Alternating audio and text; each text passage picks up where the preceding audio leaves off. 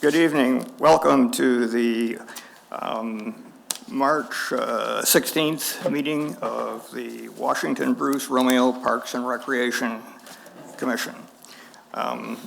My name is Dick Rosenberg, and I will be basically meeting facilitator. My only role here is to follow the agenda and work with Robert Rules of Order so we get through the meeting as rapidly and as efficiently as we can. So with that in mind, we'll ask Cindy to lead us in the pledge, please. I pledge allegiance to the flag of the United States of America and to the republic for which it stands, one nation, under God, indivisible, with liberty and justice for all. Thanks, Cindy. Thank you. That was fun. No, you were fine. Okay, roll call. Tatowski. Here. Philbrook. Here. Olson. Here. Craffey. Here. All right, ready to roll. Agenda, we've got some changes in the agenda.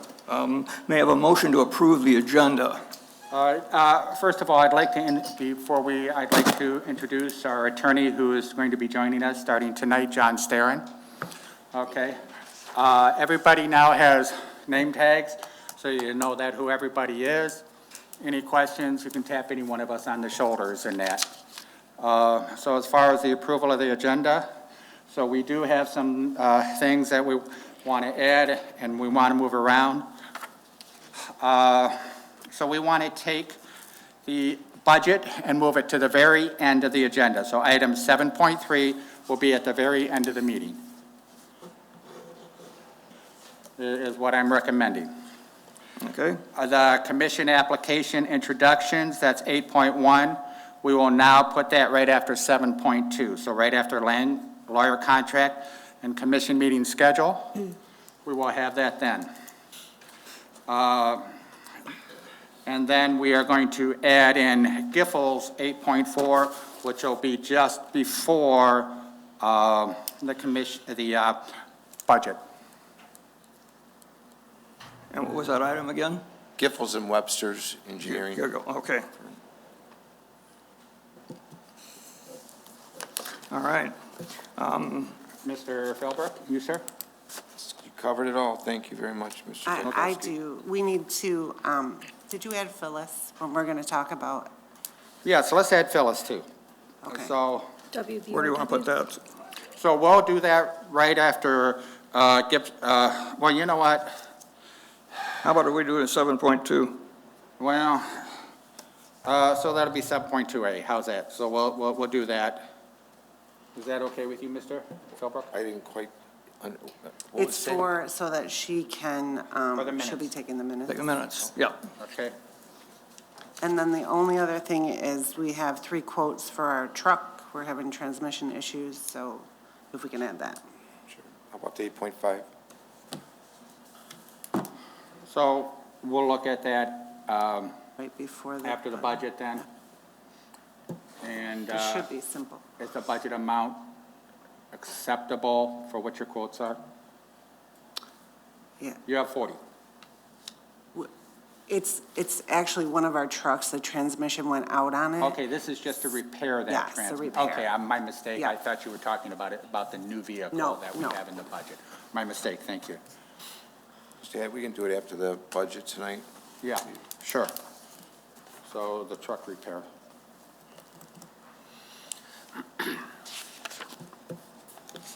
So if there are no other, All right, I guess you're making a motion to, yes, with so the if there are amended. no Okay.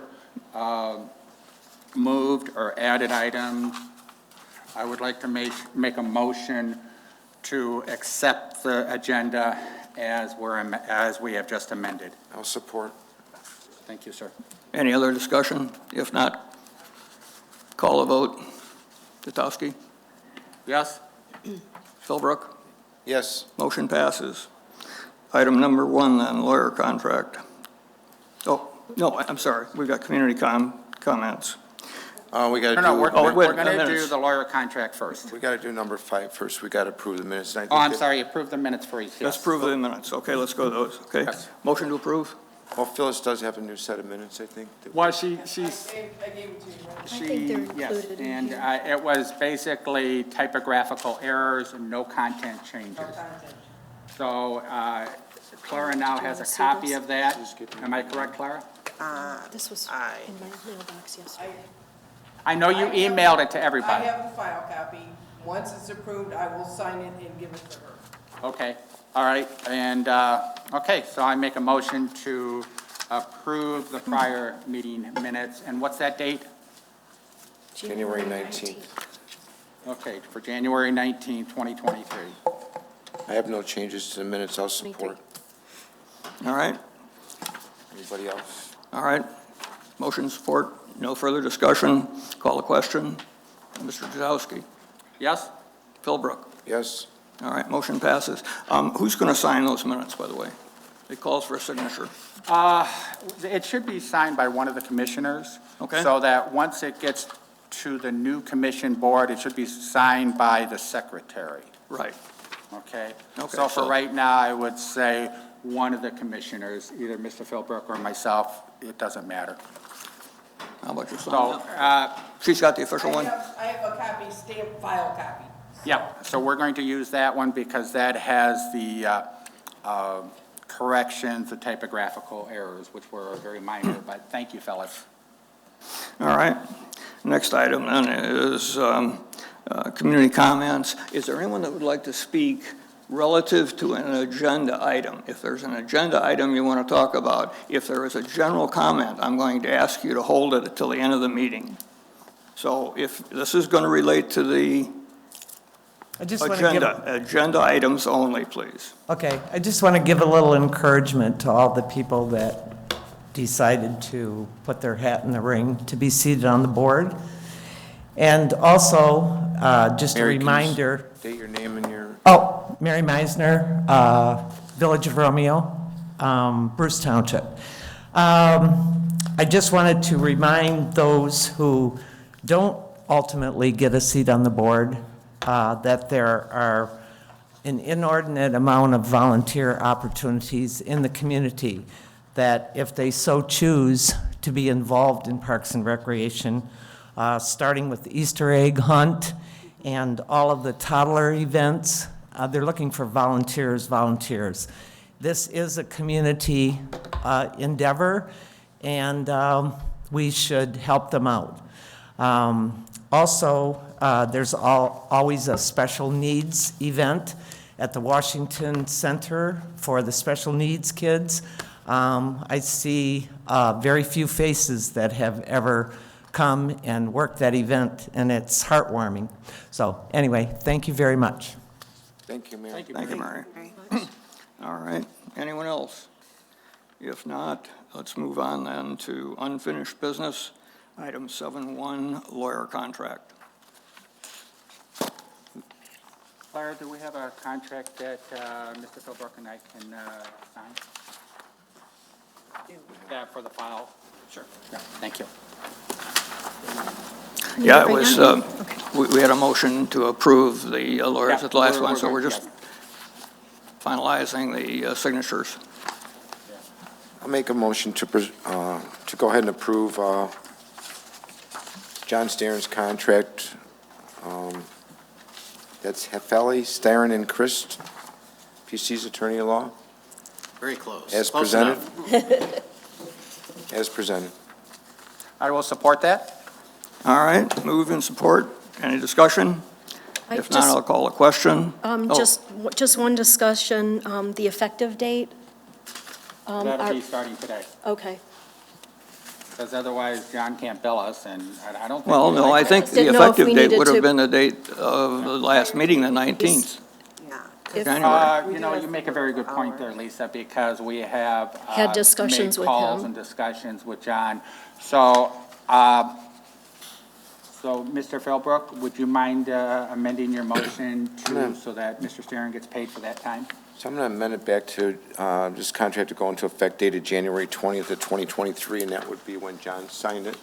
That's correct. I think I prepared it the day after, signed it, and sent it over, yes. Sound good to you then? Right. And I do know, Appreciate that. you know, that Director Russell has reached out to you, as has Mr. Philbrook and myself, and we've had many discussions. Yes. So, sorry, that's absolutely fair. So, would you like to sign first? Okay. All right, We only got one signature. so we're just going to sign No, that? both. By, yeah, go ahead. We'll just, You can write in another name.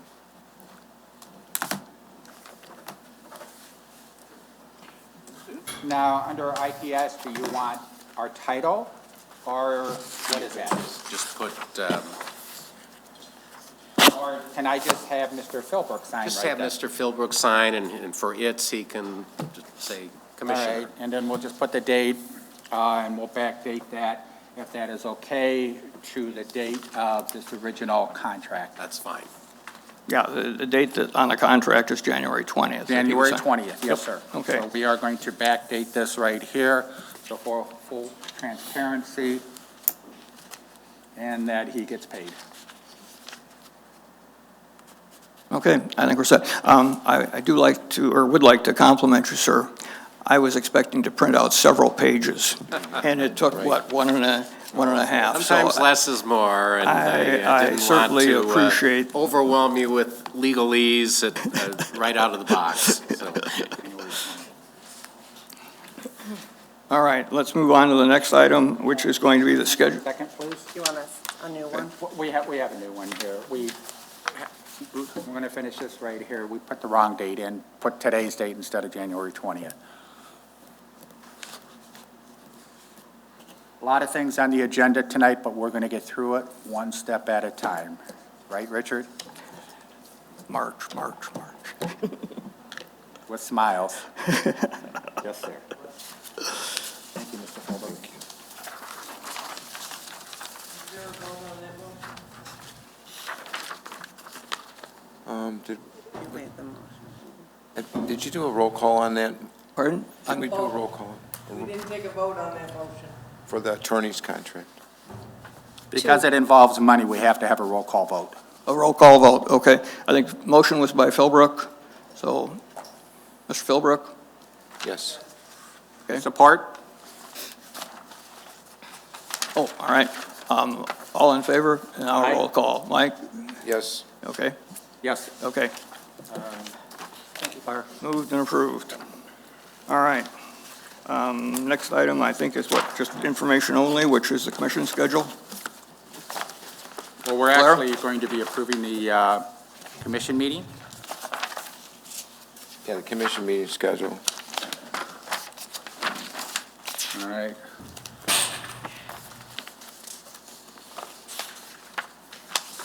So everybody's got a copy of the commission meeting schedule in front of them?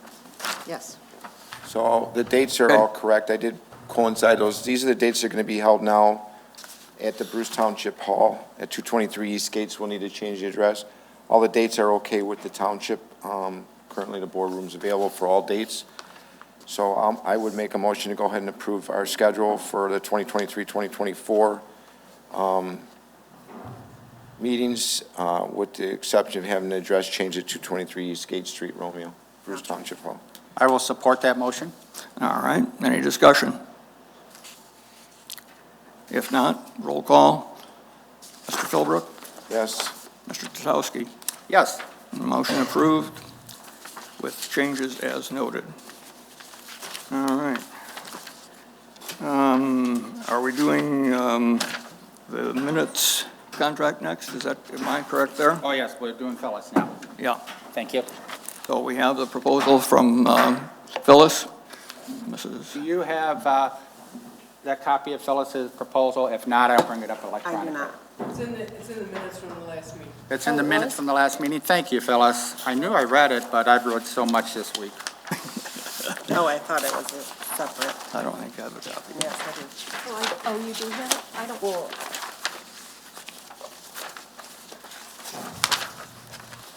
I think the proposal was basically an email, is that correct? it's just listed in here, right? Yeah. I think it's the last paragraph or second, here's the minutes, the corrected minutes. So it's in here. Oh, so it's buried within the minutes.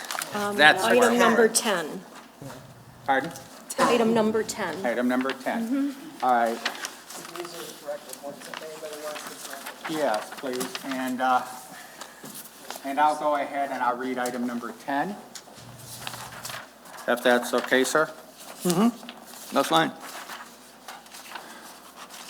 All right, so Mrs. Zimmerman has suggested that the, Second not number paragraph. 10. Second Okay, paragraph. Mrs. Zimmerman offered her services as a recording secretary for $20 per hour for meeting time only. She has extensive experience and education in the performance of this service. She has taken notes of this meeting and will draft a set of minutes as a sample for their review before any decision is made. This item will be placed on the agenda for the next meeting. So what we are proposing is to make a motion to accept Mrs. Zimmerman's offer as a recording secretary. In other words, she will be doing the minutes, and that will free up Clara. And then once the board approves it, they will be signed, turned over to Clara so that they can be posted properly. I'll support. All right. Would you like to add a date? Starting continue- tonight, 3/16/2023, and thank you for catching that. All right. All right, we've got a motion on the floor. Any further discussion? Not? Roll call. Datowski? Yes? Philbrook? Yes. Motion passes. Thank you, Phyllis. Thank you, fellas. Thank you, Phyllis. Nice job. Okay, so I'm going to hand this list over to you, Mr. We Rosenberg. should go now to candidates, correct? Pardon? We're Now moving it's the to can- candidates, okay, so we're right. going to take them in order, Oh, you got it in order.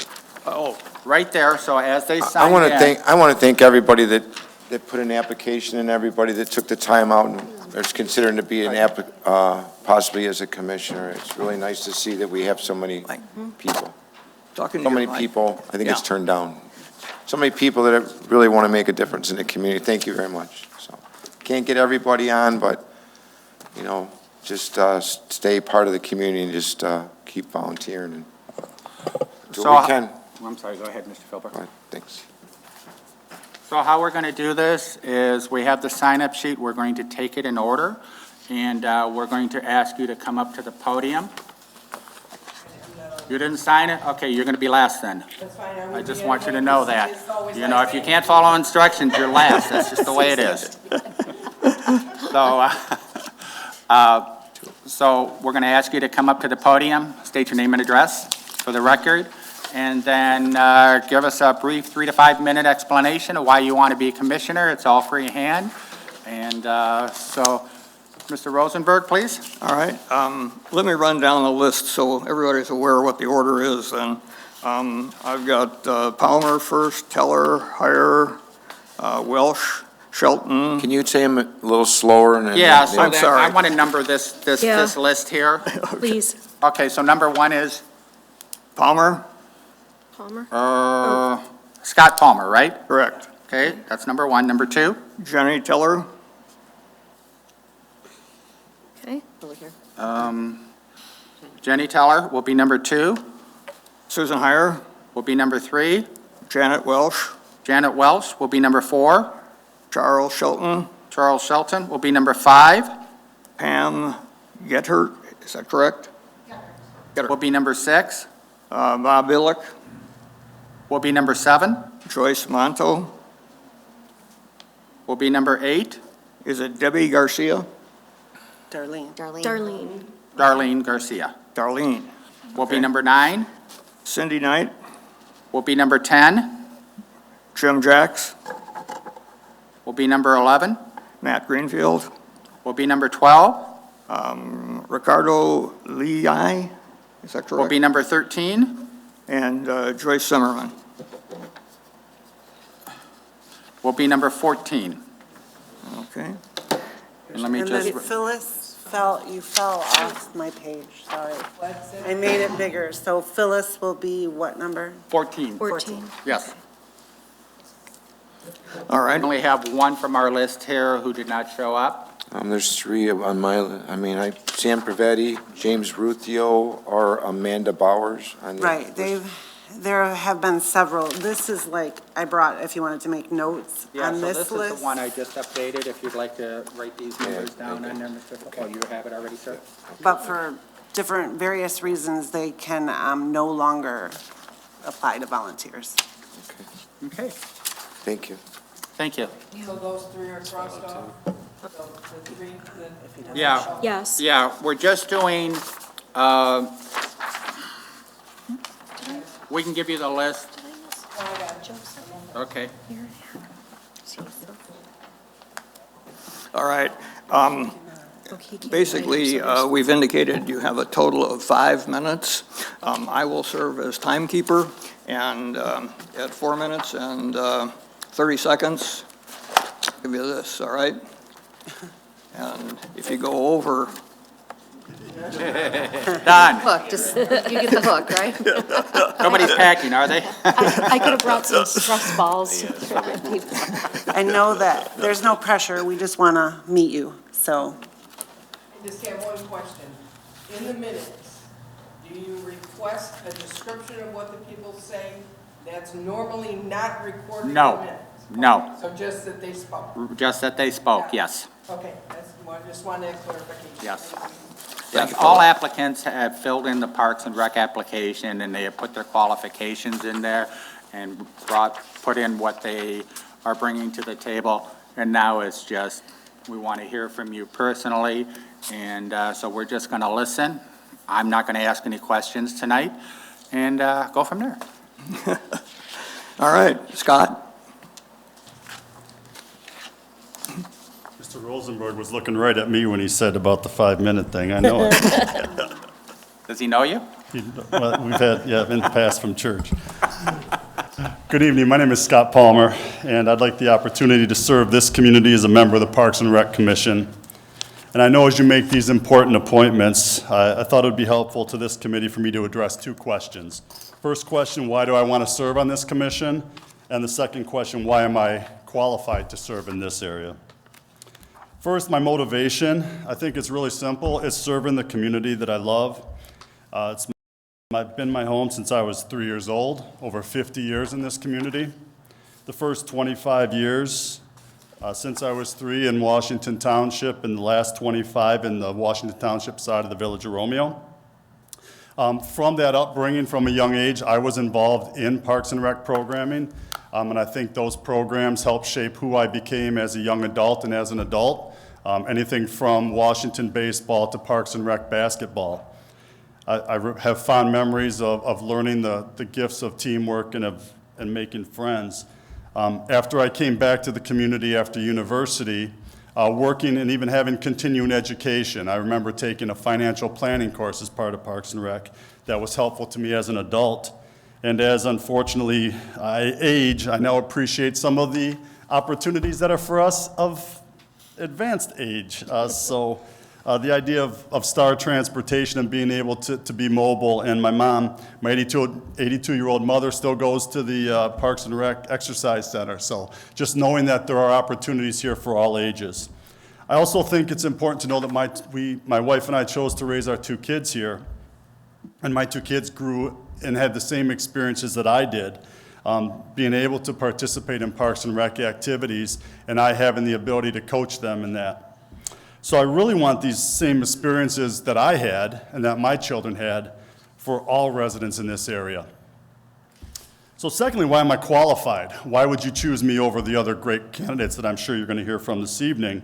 I think a variety of professional opportunities have given me some skills that I believe will lend themselves well to this commission.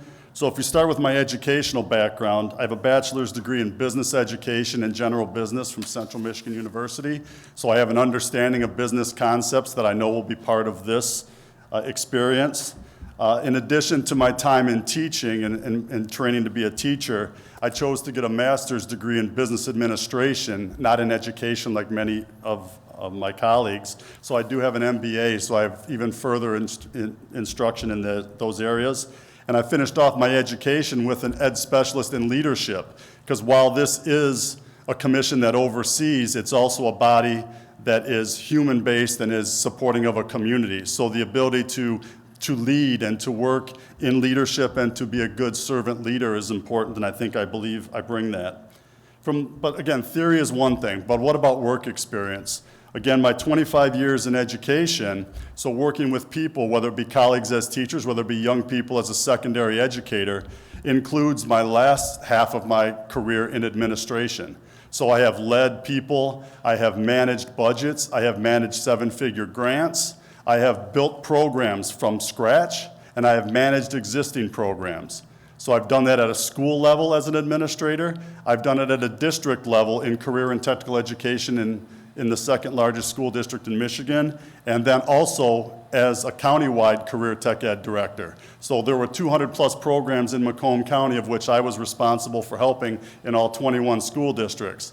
A Perkins grant budget of 7 figures, as well as the budget that I was able to manage that had several grant recipients as well. So having to work with others in the management of that. So I think that's important.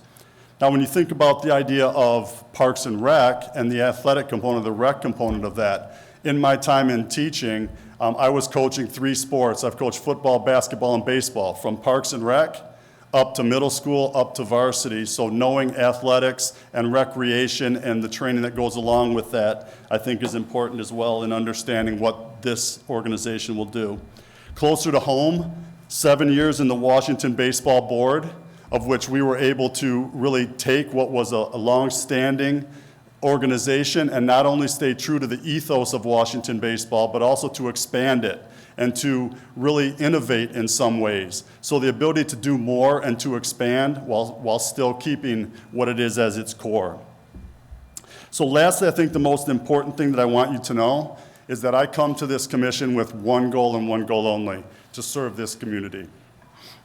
So I know it'll be a difficult decision, and I'm sure you have tons of qualified candidates. So I wanted to thank you for listening, and I wanted to thank you for allowing me the opportunity to serve. Thank you. Thank you, Scott. Mrs. Teller.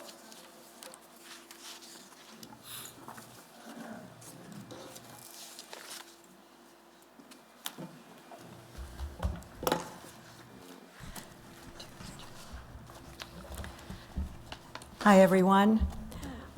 Thank you for the time to present myself as a candidate for Washington Bruce Parks and Recreation Commission. I'm Jenny Teller, live in Bruce Township for almost 50 years now. I appreciate the foresight of leaders past and present who provide for the expanding growth of the area by continuing to preserve and develop park lands. These park places will enhance the desirable amenities that many people seek, offering a chance to get outside and enjoy a safe place to be. Thank you to those who continue to work in this area. My roots are from Manistee, Michigan. I was born there, raised there, graduated from high school there. My parents were outdoor enthusiasts. My mom loved flowers, gardening, and everything to do with her yard. My dad started trees from seeds that he had collected and started his own nursery in our backyard. So I love the whole area of parks and rec and being outside.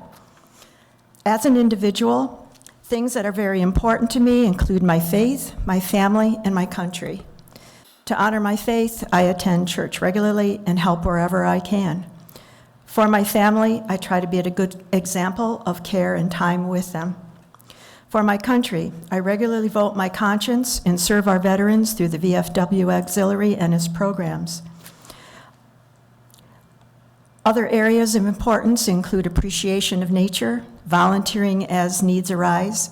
Currently, I'm volunteering right here in Washington Township on Mondays. We do plarning, which is using plastic bags and putting them into strips that we make into mats that now go down to Detroit and Pontiac for the homeless.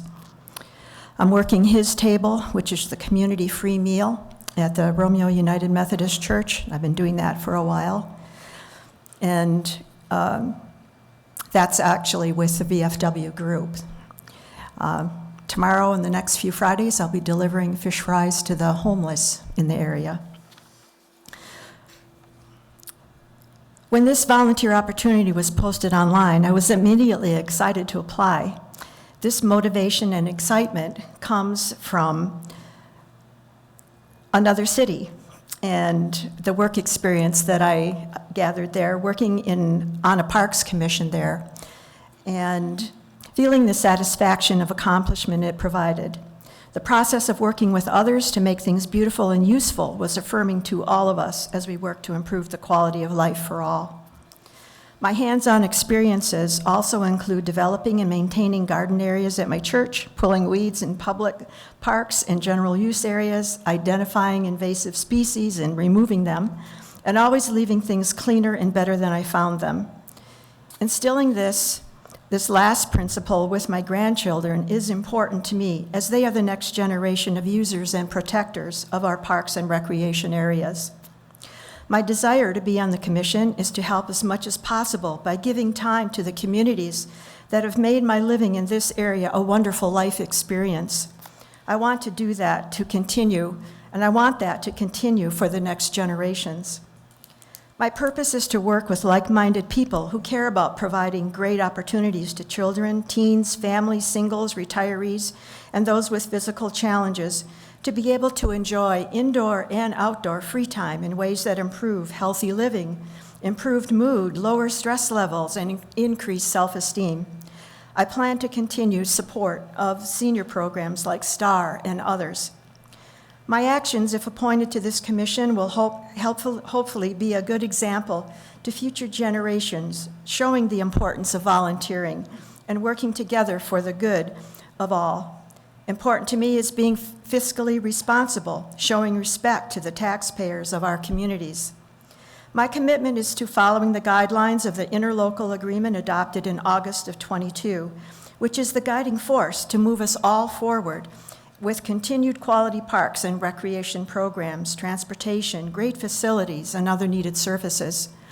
There will be some learning curves, but with the help and guidance of those already serving, I hope to be a commissioner who, if appointed, is ready to hear the needs of the community and one who works toward good solutions. My goal is to develop a positive, cohesive environment, working in cooperation with a whole commission for the betterment of all involved. Thank you for your time and for your consideration. Thank you, Jenny. Thank you, Jen. Thank you, Pam. Thank you. Janet? Jenny. Susan Heyer, please.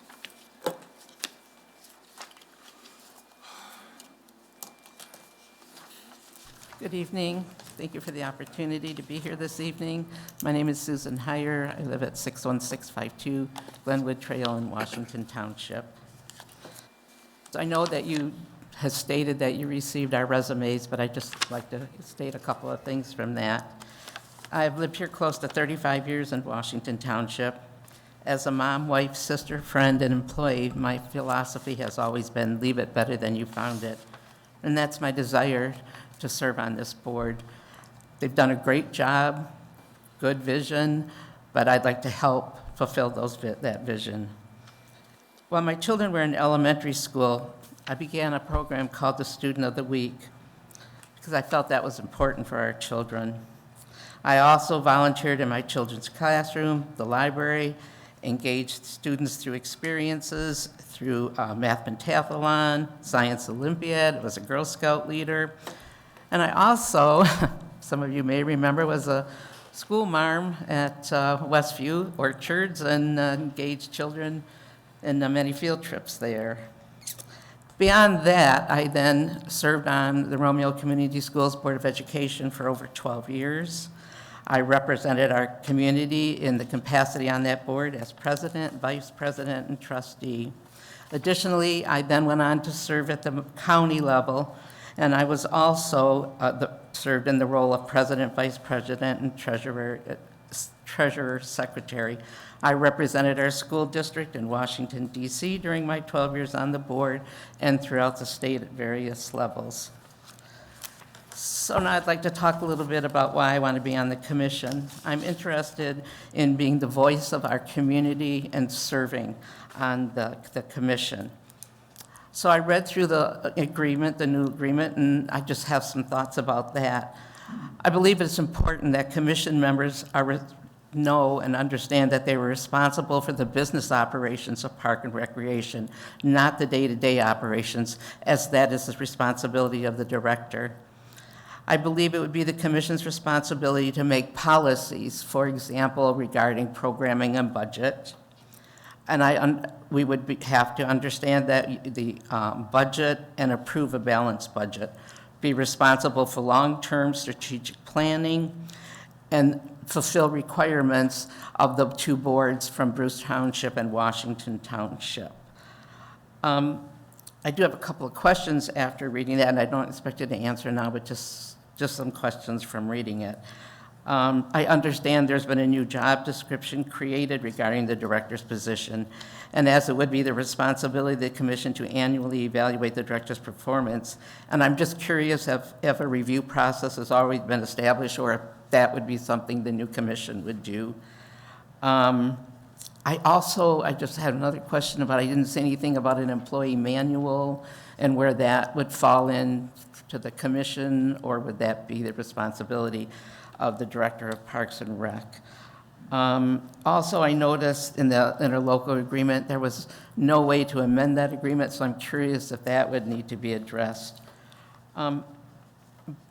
Most importantly, I believe that it would be helpful, being that this is a new way we're going to manage Parks and Rec, and it's going to be done with a board governing it. I think it would be helpful at this stage of this new process that there be people on the commission that understand how boards work and govern, that they have a concept of Robert's Rules of Order, that they have a concept of the Open Meetings Act, and the obligations to meet those. I do believe that I could be a good voice for our community. Thank you. Thank you, Thank you, Sue. Give me a second to find it. All right, next, Mrs. Welsh. Hi, good evening. Janet Welch, Bruce Township. I'm quite not as articulate as everybody else, but I want everybody to know that I've been a Bruce Township resident. I was born here in Romeo. I graduated from Romeo High School, and I've been involved in Parks and Recs since I was a small child, back when R.J. Brainerd was running the program.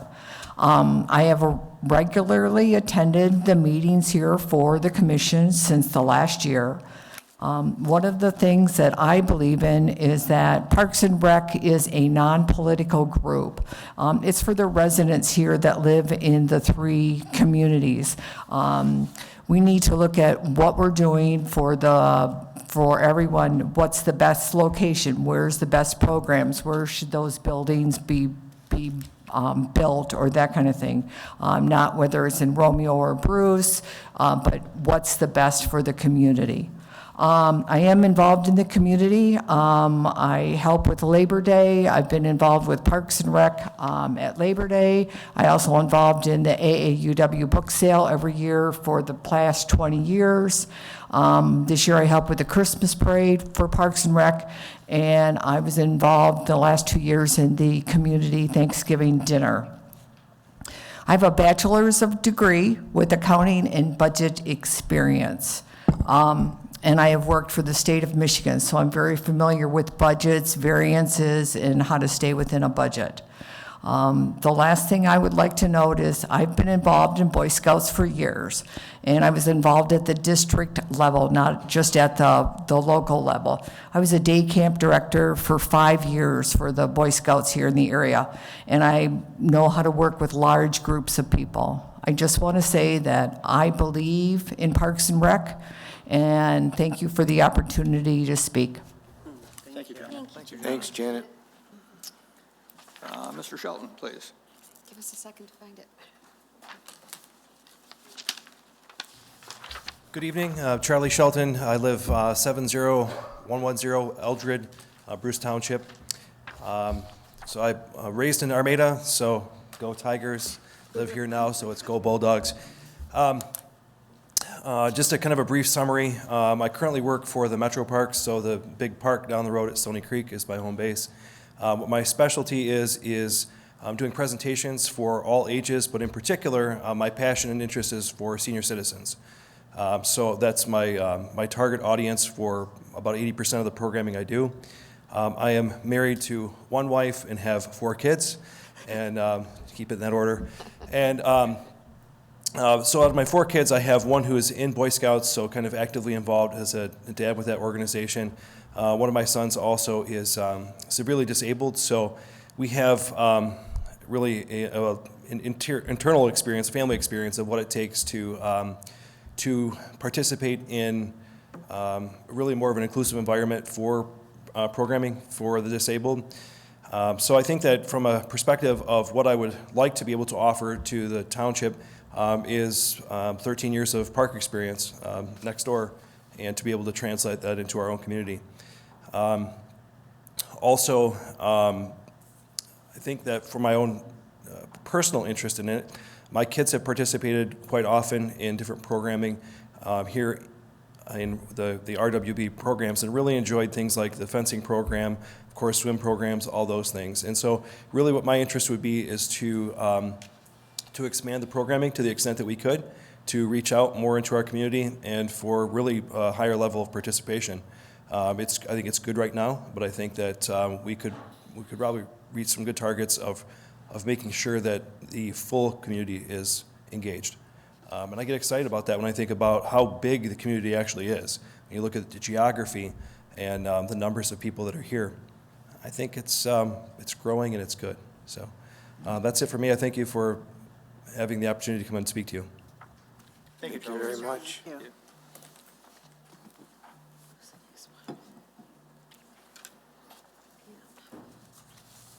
Pam?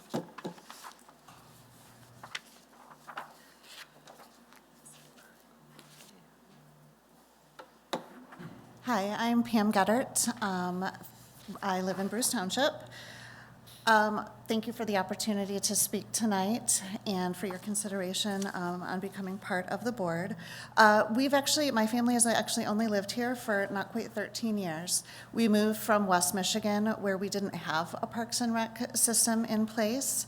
When I came here, I had 3 children, ages 9 and under, and didn't know anyone.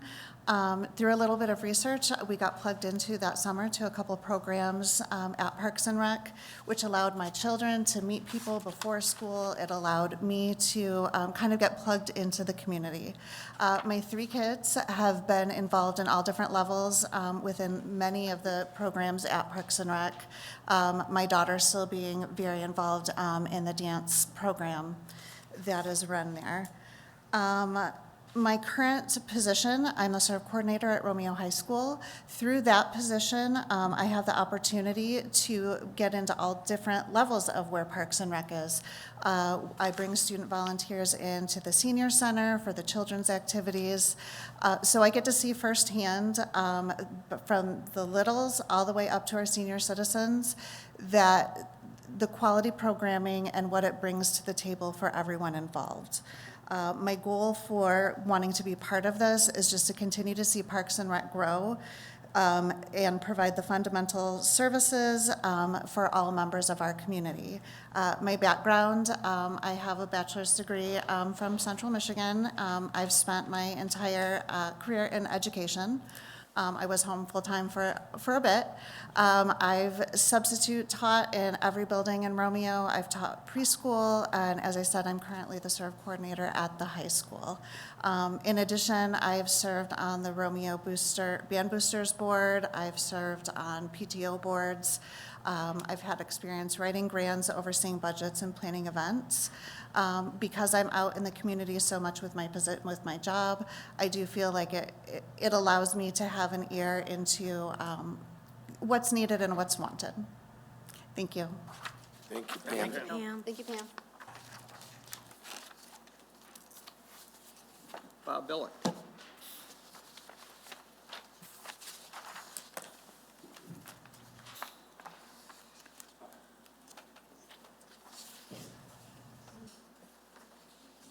Hey, guys. Bob Billick, Bruce Township, 13947, 34 Mile. Boy, everybody's done a great job tonight, man. We got some really good people here.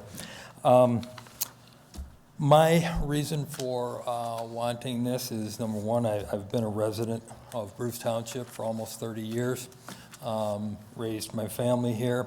I have son, daughter-in-law, and granddaughter that live in Washington Township as well, so I have an interest on both sides of the border.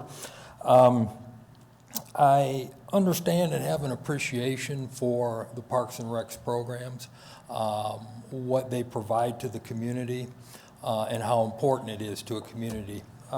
It makes a big difference, as other people have stated. As far as experience, I did at one point work for Parks and Rec part-time for Claire for quite a few years. Had a good time, learned a lot about the programs and things that are available. I've worked for over 40 years in government, so I've got a background in a lot of different areas, in education and business and finance and all of that. I really think that Parks and Rec is heading in a nice positive direction, and like to keep it on that track and do whatever I can. I understand the position is, as was stated previously also, just basically an oversight position. Parks and Rec should be run by the director and by the employees of the organization. That's pretty much it. I just want to thank you all, and we'll see you. Thanks, Bob. Thank you. Joyce?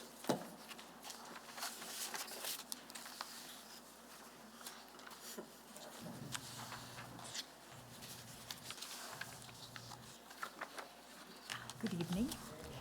My name is Joyce Monty, and I live at 58267 Kimber in Washington Township.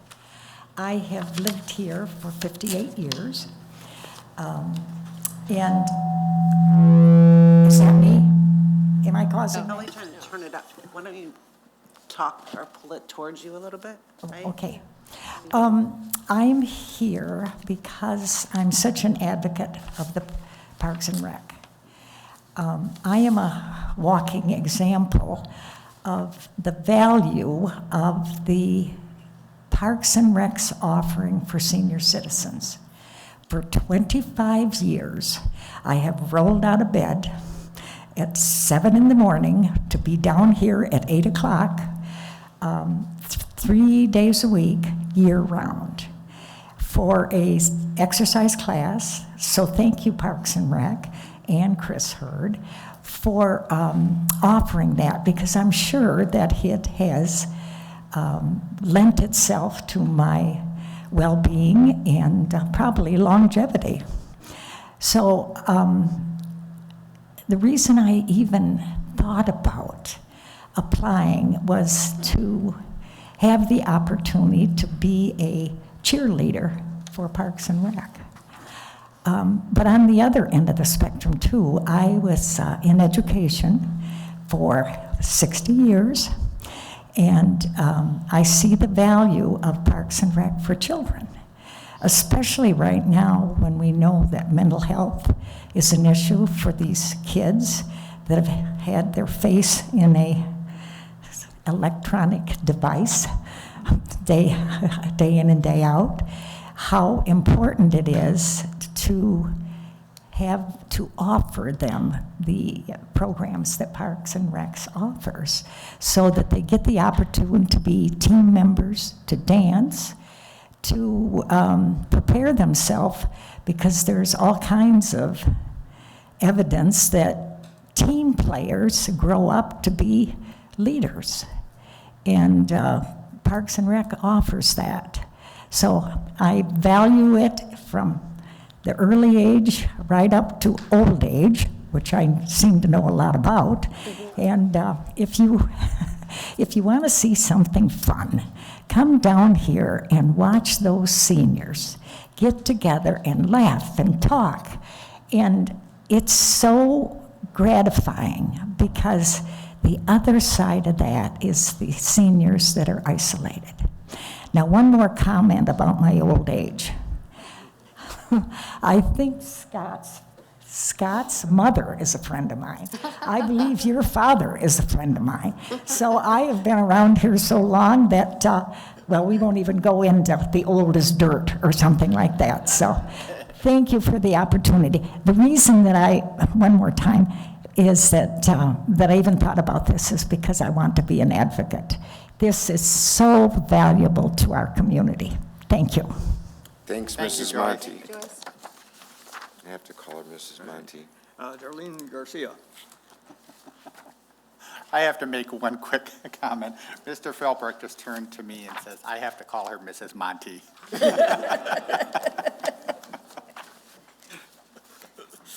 Hello, I'm Darlene Garcia. I live at 57098 Willow Ridge Boulevard in Washington. My husband and I bought our home in 2000, and we absolutely love this community.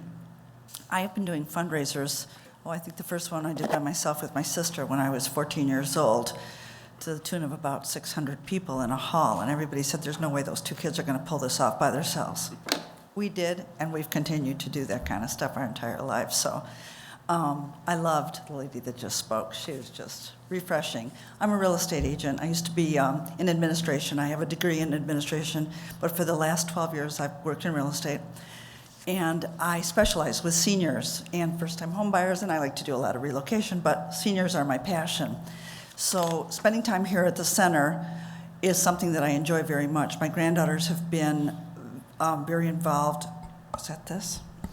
Very involved with the community Parks and Rec, things that there are to do, so many different things. The joy that these people get, like Mrs. Monte, I believe her name was, said, is just amazing.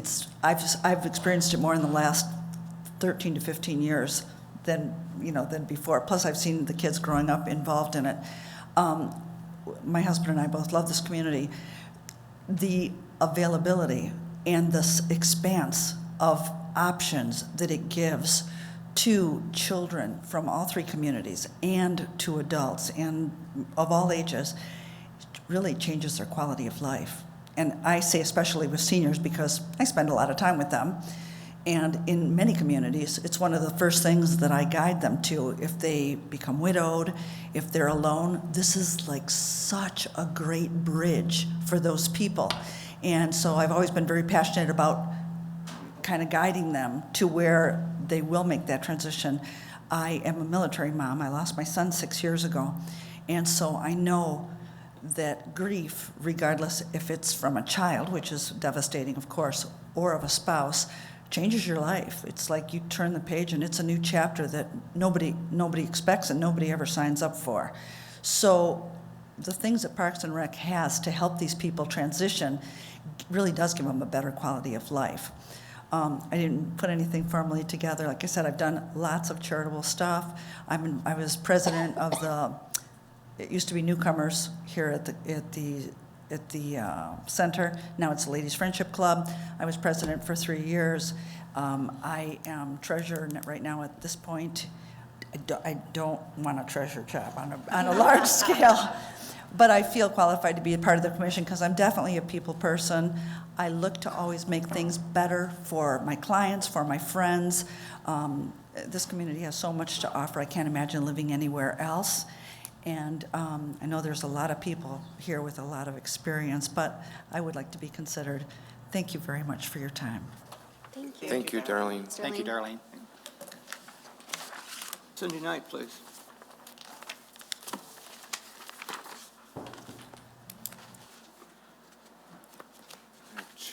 Hello, my name is Cindy Knight, 68223 Hillside Lane. I'm married. I have 3 grown boys. I understand Parks and Recs from that aspect. I grew up with my dad being very active in Parks and Recs Athletic Club, helped him with a lot of the activities. We did a lot of fundraisers. From a board aspect, I have not only a real estate license, but I own the real estate brokerage. And that means you're wearing a lot of hats, organizing, managing, budgeting, looking at the monies coming in and out. I think that's very important from the board table. As a business owner and realtor, there's also a lot of negotiating, meeting with people, with not only business owners, but homeowners and vendors, all items I feel are assets to being a board member. I served on the board of the Sales Advisory Council for a large franchise, real estate franchise, for several years, and also on the Washington Township Planning Commission. Both gave me experience on how boards are run and how to follow and set policies. I would like to see from our Parks and Recs, I'd like to see more focus on our parks and community events. I'd also like to see a facility where we can gather young and old. I think that's very important to bring the young and old together. We do tend to separate them. We do have a lot of those in the community and selling a lot of the houses. I know there's a lot of older and younger. As a realtor, I've seen several recreation centers throughout Macomb County and would love to see one here. When we moved here, we moved in the late 90s, and back then, nobody wanted to come out here, and now everybody wants to come out here. So our community has grown. I think we deserve that. I'm glad to see we have moved from government to a board of the people. That is probably the most important. I've watched this Parks and Rec for years now, and the arguing and bickering, and I think it is just a political thing, and I would like to see it just become a community thing, and I think putting residents here is extremely important. So thank you very much for your time. Thank you, Cindy. Thanks, Cindy. Mr. Jacks. Jim? Yeah, I'm sorry.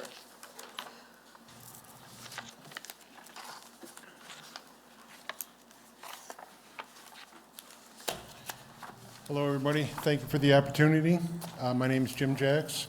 My wife and I live at 61195 Burningwood in Washington Township. One of the things my wife and I, we were married in Shelby Township, and we wanted to look for an environment that we could grow our kids up in.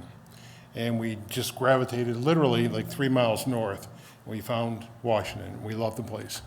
Ever since we moved in, my boys have played basketball, football, baseball, soccer, and I participated and coached in every single one of them, okay? I work at General Motors. I've worked at in and around General Motors for almost 35 years. I've managed budgets, for 8-digit budgets for General Motors. I've been a supervisor, been a project manager, so I've got the experience. I have a bachelor's degree from Rochester University in Rochester. I have an MBA from Lawrence Tech. For those of you who don't know, my wife and I manage the NMCYS soccer organization up in Romeo. My wife and I, we do everything from register the kids to get the uniforms and pass out the uniforms. We are heavily based in that, and for all the things that Parks and Rec had offered us, it's like a selfish thing for me, but you have helped my kids tremendously. And so I would like to volunteer to help you out. So that's why I'm here, okay? Very simple. I tell you, from what I've seen with the candidates, you can't go wrong. Yeah. There's a lot of good qualified candidates, so, but thank you for the opportunity. Thank you, Jim. Thanks, Jim. Matt Greenfield.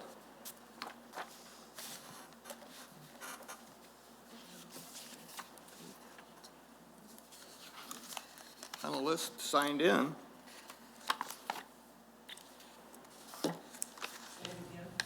Matt Greenfield? Matthew Greenfield? He might have stepped into the bathroom. Why don't we move to the next person? Sure, let's hang on. And Okay. if Matthew comes back, then we'll pick him up. Ricardo.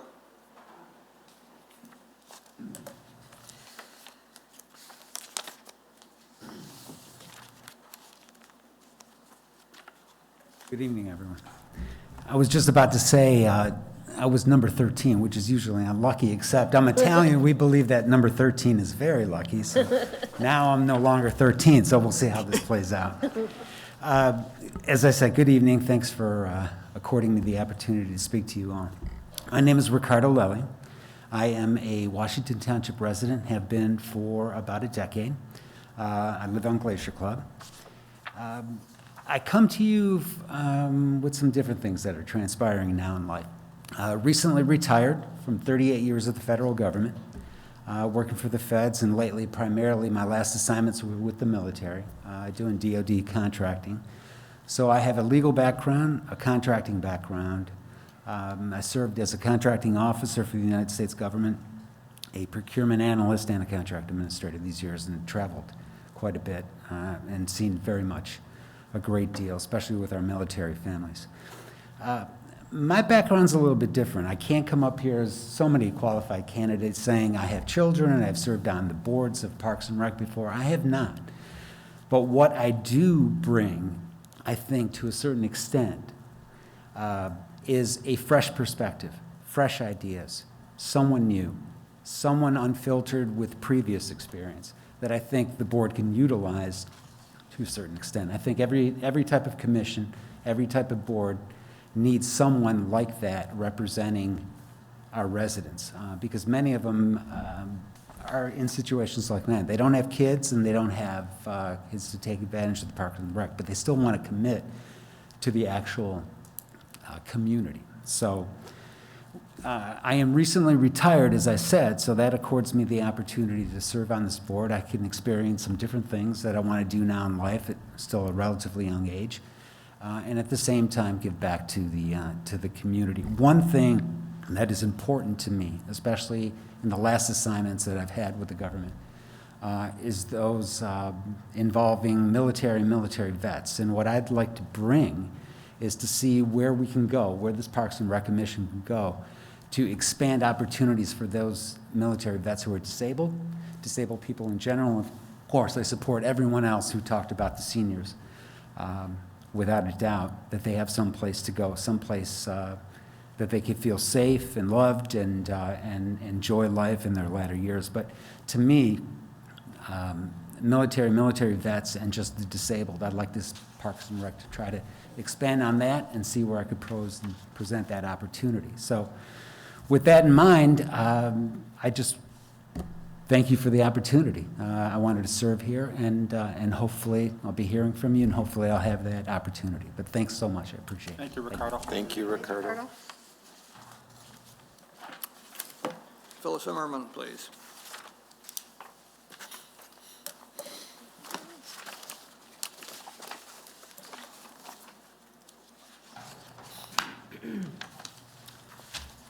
Hi, everybody.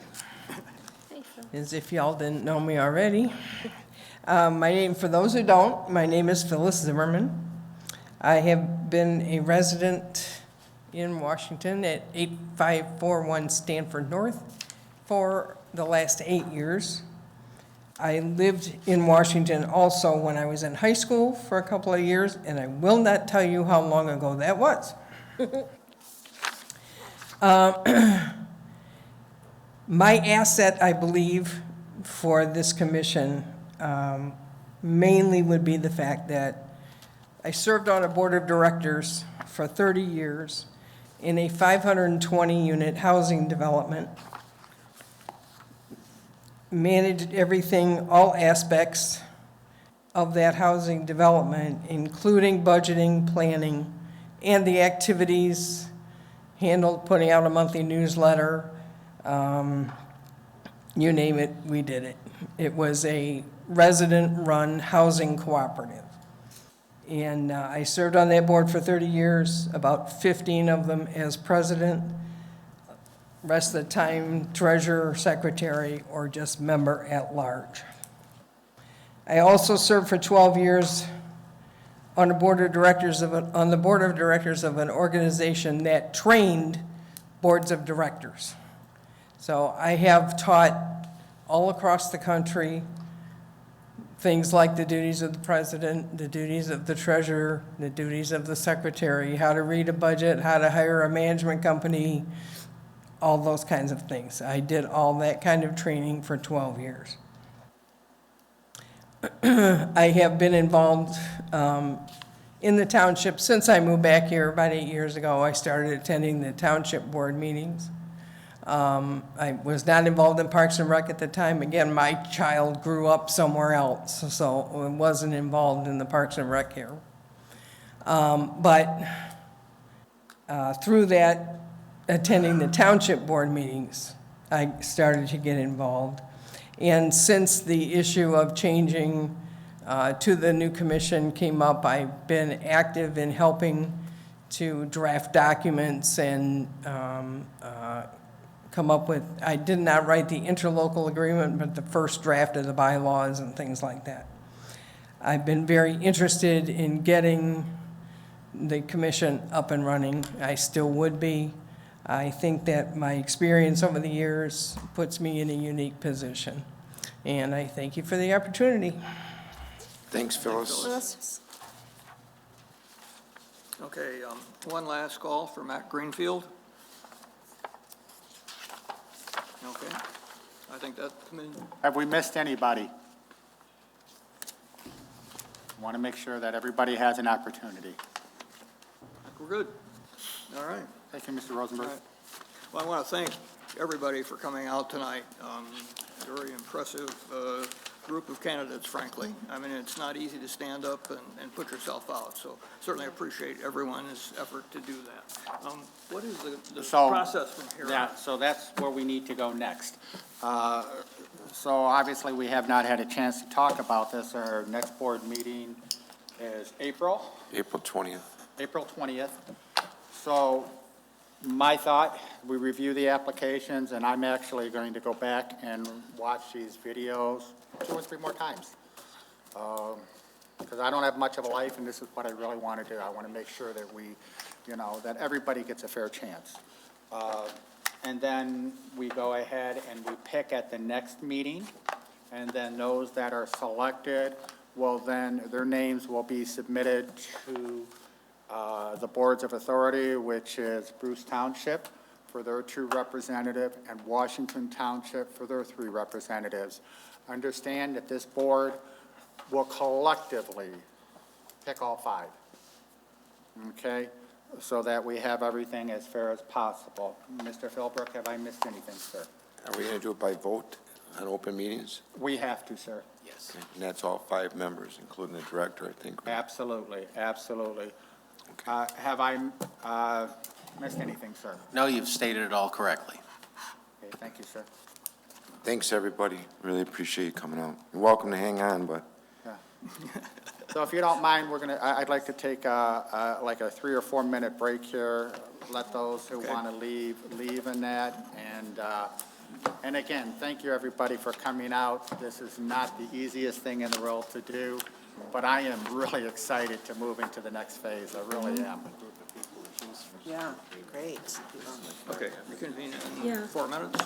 Yeah. That'll be work. I Yes, sir. have Thank you. Amanda Bauer, Joseph Mayernick, that didn't, James Rathio, Sanford Beatty, Matt Greenfield, and then Peggy Moore. Wait, Matt Greenfield was here, wasn't he? He was here, but he didn't come up to, Whatever you yeah, want. he did show up. And then Peggy Miller canceled He's out. restroom too, yeah. And Mark Mazzone canceled also. So these are all the cancels. Rescinded. Yeah. Health, schedules, whatever. Okay. I didn't know if you want, I just confirmed the list of people that were originally on the list that either did not show up or rescinded for various reasons. I didn't know if you wanted all those names or not. No, I have them all. I actually Okay. electronically. Update a little bit, because these numbers are not. Gotcha. So get rid of these? Okay. we're live. Okay. Welcome back, everybody. All right, next item on the agenda, as I see it, is amendments. Claire? I am passing out updated sheet. There were just 2 numbers missing for the part-time office dispatch for Star. Gotcha. Okay. So that's, So I put both Parks and Recreation and Stars amendments on here. As you know, the budget is a guess every year. Sometimes I guess really wrong. Sometimes some things happen, and more money is spent. So for Parks and Recreation, the equipment, service, and software, really I under budgeted. And I mean, we really have the same type of service and software. We didn't buy any additional. But this is also when we have like computer issues and we have to have IT come out or anything for that. So it's just under budget. The audit is cost of living, so that was an increase that was not estimated. We do know the estimated amount, and it has been included in next year's budget. Phone, internet, and Nixle, we went to a new phone system, and with that, it is going to save us money. You will see the savings next year. But for this year, it did not. I did find a trunk line that we were able to get rid of, so we're saving even more money. But you will see the savings again next year. The part-time administrative staff. So with our administrative staff, which I'll go over when we go over the budget, we have permanent part-time staff that work in our senior department, that work in the Parks and Recreation department, in our offices. And what I do is I take the hours, figure out how much we have in each department, and then there's a percentage sheet that I use so that I know that part of the percentage is coming out of the administrative, out of the general operation, just to run the department. Part of that, those salaries are coming out of our program administration, which is like the overall administration to run the programs. And then individually, each programmer has a program number. So if they work for travel, travel has 3 different numbers. Family travel, day travel, and extended travel. So part of their salaries come from that. Our special events for our seniors has a specific number. It comes, their salary, part of that salary comes out of that, front office staff, and all the way through. I do have the list of the permanent part-time staff. So if you do want to go over that, that wasn't included in the budget. But, so then that is the major under budget for that. You have to remember too that we are still, like our senior centers, we're opening back up. We are spending more time and needing more staff because we are getting busier. So that's for Parks and Recreation. For STAR, really for the department support, we do not necessarily, the auditors have amendments on the bottom line. So the bottom line for the department support is still going to be under the $144,000, but I wanted to show you again the staff was under, but if you look at our numbers for STAR, our numbers equate. We're almost close to 1,000 rides up from, well, probably more like 700-800 rides up from last year. So we have to put more people on the road. That means we need more office staff and dispatch. And our dispatch is also backup drivers. So, and then the same thing for audit. It was under budgeted. They did a cost of living. Maintenance repairs. We had a lot of maintenance repairs this year. Smart does the repairs for, or the labor for all of the smart vehicles. We just pay for any of the supplies or equipment or parts. There you go. And then the other vehicles, which are the little SUVs, the townships or STAR, however you want to look at it, those are purchased through us. So any of those vehicles, and we do have some older ones, but those go through, and we just ended up having a lot of maintenance and repair issues, whether it be new tires or anything like that. The insurance ones, those are all paid through the insurance when there were accidents. But for general maintenance, we've had a lot. And then fuel, obviously, under budgeted, and it did not decrease in price. So I don't know if you have any questions. Okay, thanks, Claire. Well, I'd like to, unless you want to start out, but I'd like to ask Mr. Sterin what you see as the proper protocol as far as for budget amendments. Let me ask, since I'm new to the table here, do we bring up these amendments as they arise, or is this part of a monthly or a periodic cycle? Well, in the past, it normally ends towards the end of the year. Okay. Is how it ends. I mean, unless I know something is completely out of whack, then All right. we would know that. But for the gas, I mean, the part-time staff, we could do, I don't know, because it all just depends on volume of use too, and how much staff that we need, and how many programs we're offering, or what be. Okay. So. So, all right, well, that's good to know. I just didn't know whether this is part of a standard thing or comes up as these kind of things come up. Certainly at this point, if Ms. Russell's done with her presentation, the board can deliberate and approve, and I think ultimately, though, budget approvals, budget reviews, budget amendments have to also go to the respective townships as well. I don't know. They didn't. If that's new Typically in- how you would do it, because they Intergovernment? approve the initial budget, and so it would seem to follow to me, absent anything that says otherwise, that budget amendments would likewise go through the same or similar process. First being vetted and approved by this commission, and then going to the respective township boards to give their blessing or not, as the case may be. That makes sense. I guess the question I would ask is, what is the use of the information? Is the amended budget then used for comparison purposes with the audit or something, or? Yeah, it's for the audit. Like, we've done the budget amendments in the past just for the auditors, so that they, I mean,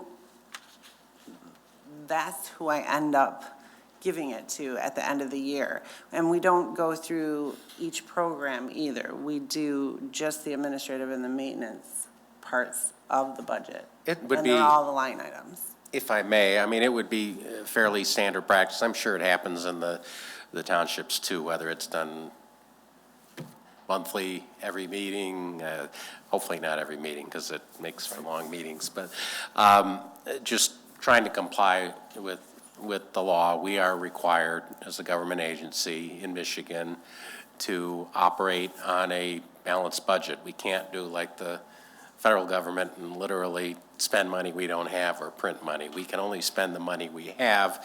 And it's pretty common. I mean, it doesn't necessarily indicate a mistake has been made or an oversight, not at all, because when you're doing your budget, you're putting you're getting your crystal ball that's never quite crystal, right? Because you can't see everything, and you're doing the best you can, and some things come in more expensive, some things come in less, things come up like vehicles breaking down, and you also have either shortfalls or overruns from the prior year. So this, basically what we're kind of doing with these amendments is we're doing a look back. Here's what we started with, now we're whatever we are, a couple months later, we need to make these adjustments to get back to balance. And that's what I understand is being done here.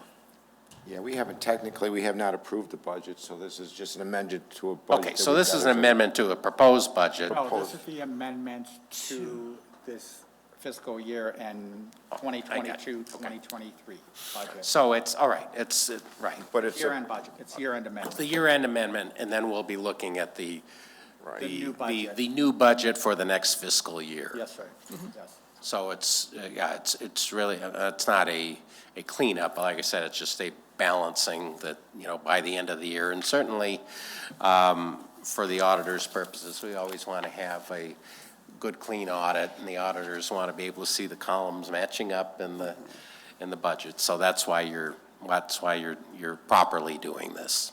Yeah. So I do have a further question there. So when these budgets are put together, the Parks and Rec has been running under that, well, if it's in this category here, I can just move money around and use it from this category to this category. No, we're not doing that. Not typically, particularly if it's earmarked. I mean, it's one thing if you have, you're moving money around in your general fund. But if you have things earmarked for specific items you're moving around, I mean, that's, you do it like this. You make budget amendments showing that you're moving money from this pot into this other pot. That's all part of the process. Well, I guess maybe I need to get more specific then. Okay. So when we get revenue in, that revenue is just applied to wherever Parks and Rec feels it's appropriate, and it may or may not be budgeted in that area.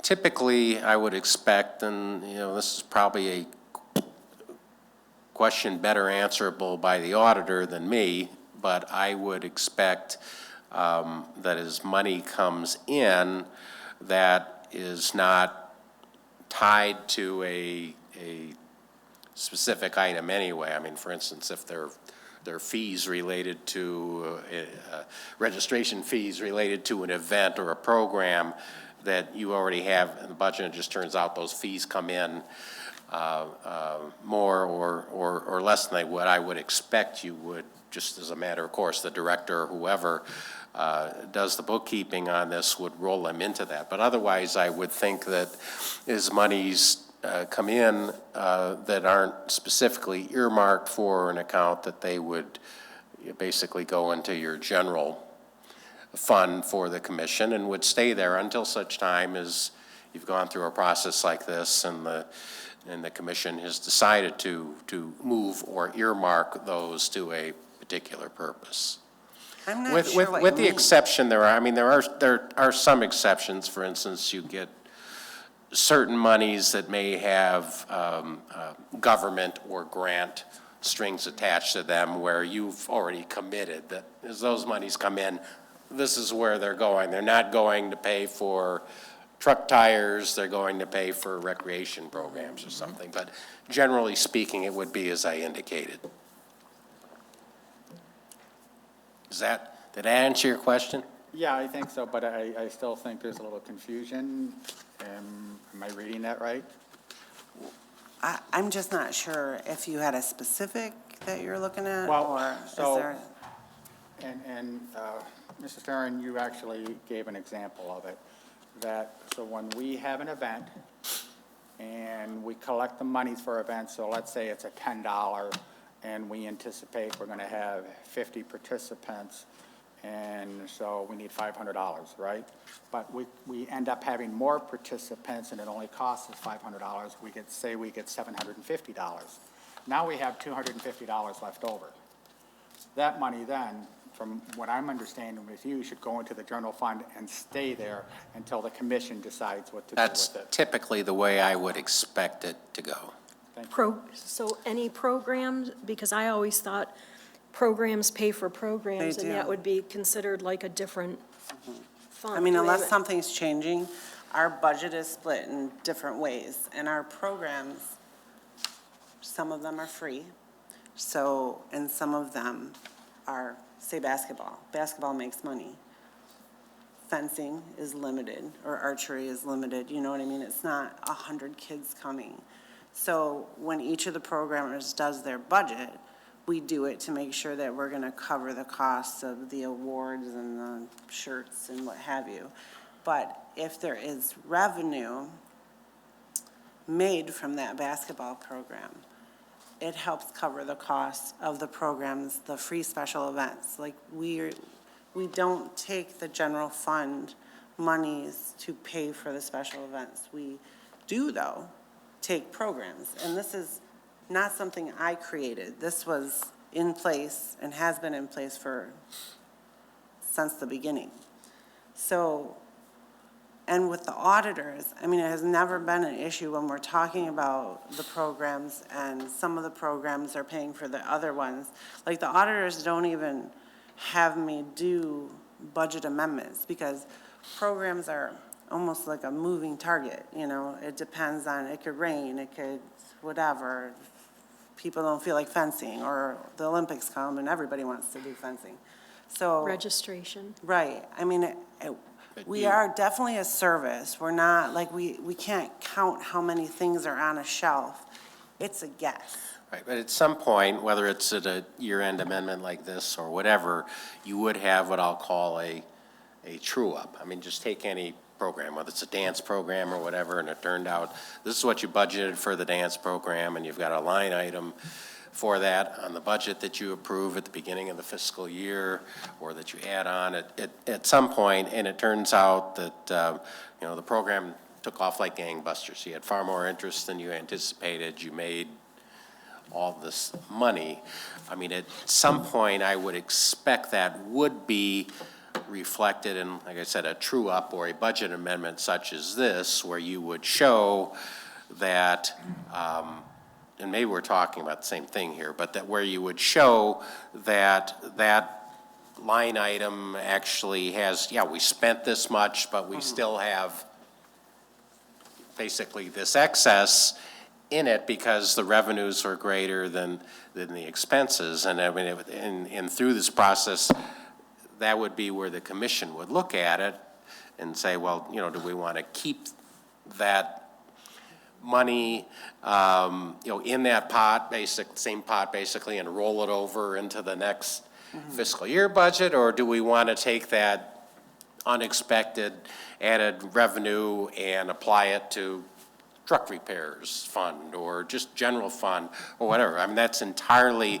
up to the commission as to how you would do it. Where I thought, Commissioner Dudkowski, where I thought your question was going originally is, could we take like money from the dance program, the extra runnings from the dance program, and just, you know, unilaterally without going through a process like this, take that money and spend it on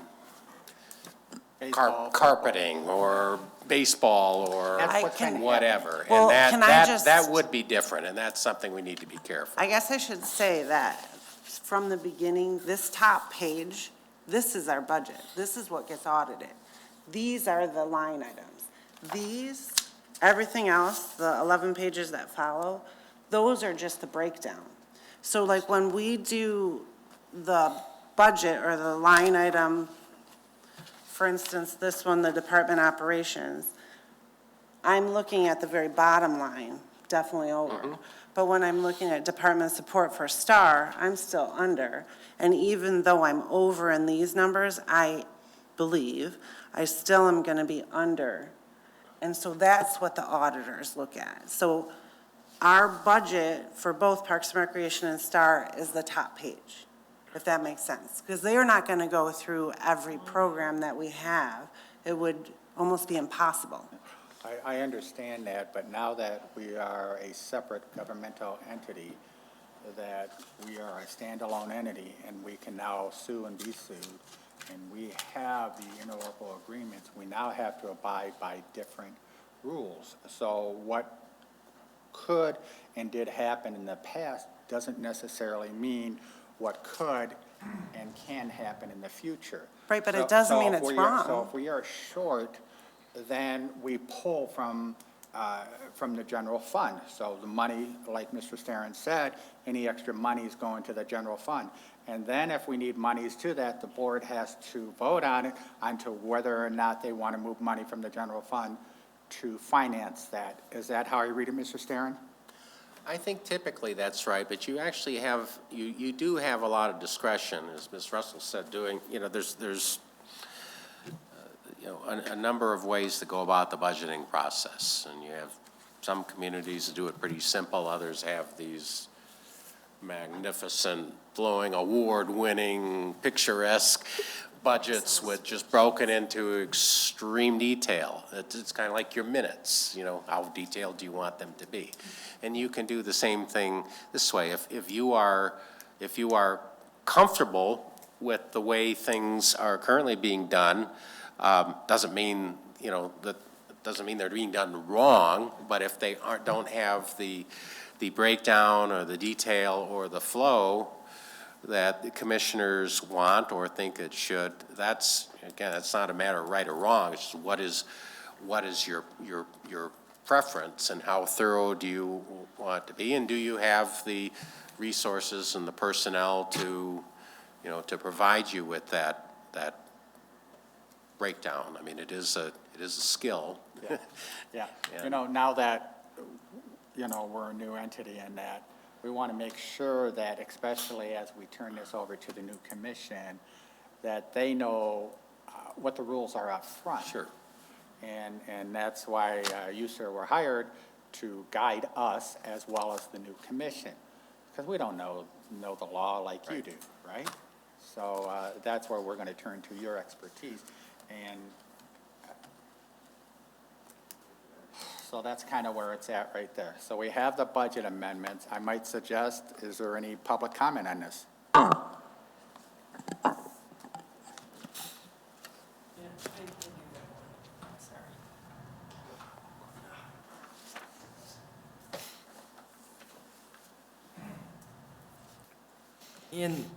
My comment refers to, I think, sometime in the past, when the commission was discussing the budget, and I had a copy of the budget. And there was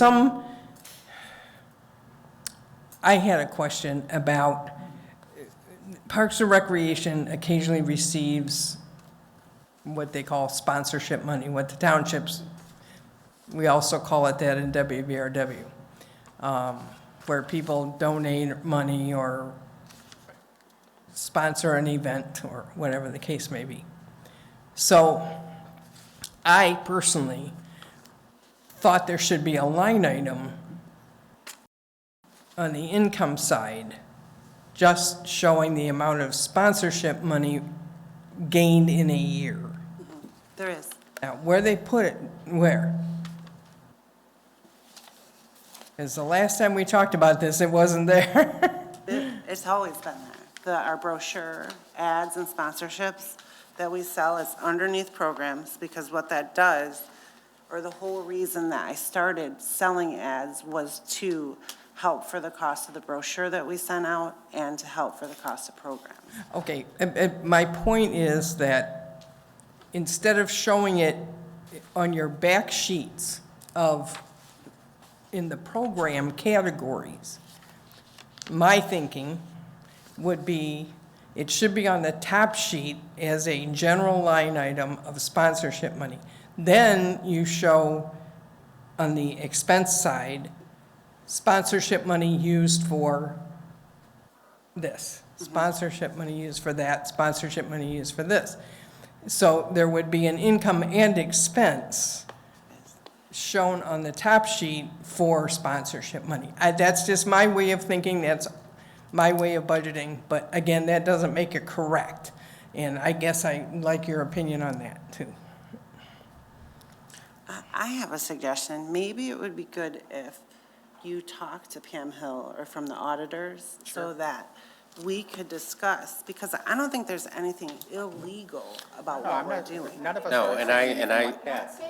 No. No, I don't think know there is that. either. It's just it's really more a question of style and format and level of detail Well, that the commission would like, if it's different than what Then we're we doing. currently have. Because I suspect all the stuff's here, maybe it's not broken down in quite the way or the same way that people would like. And it doesn't mean it's wrong, but it's just, what the commission needs in order to properly do its job going forward. That's what we should be That will be striving determined by to the do next here. commission. Correct.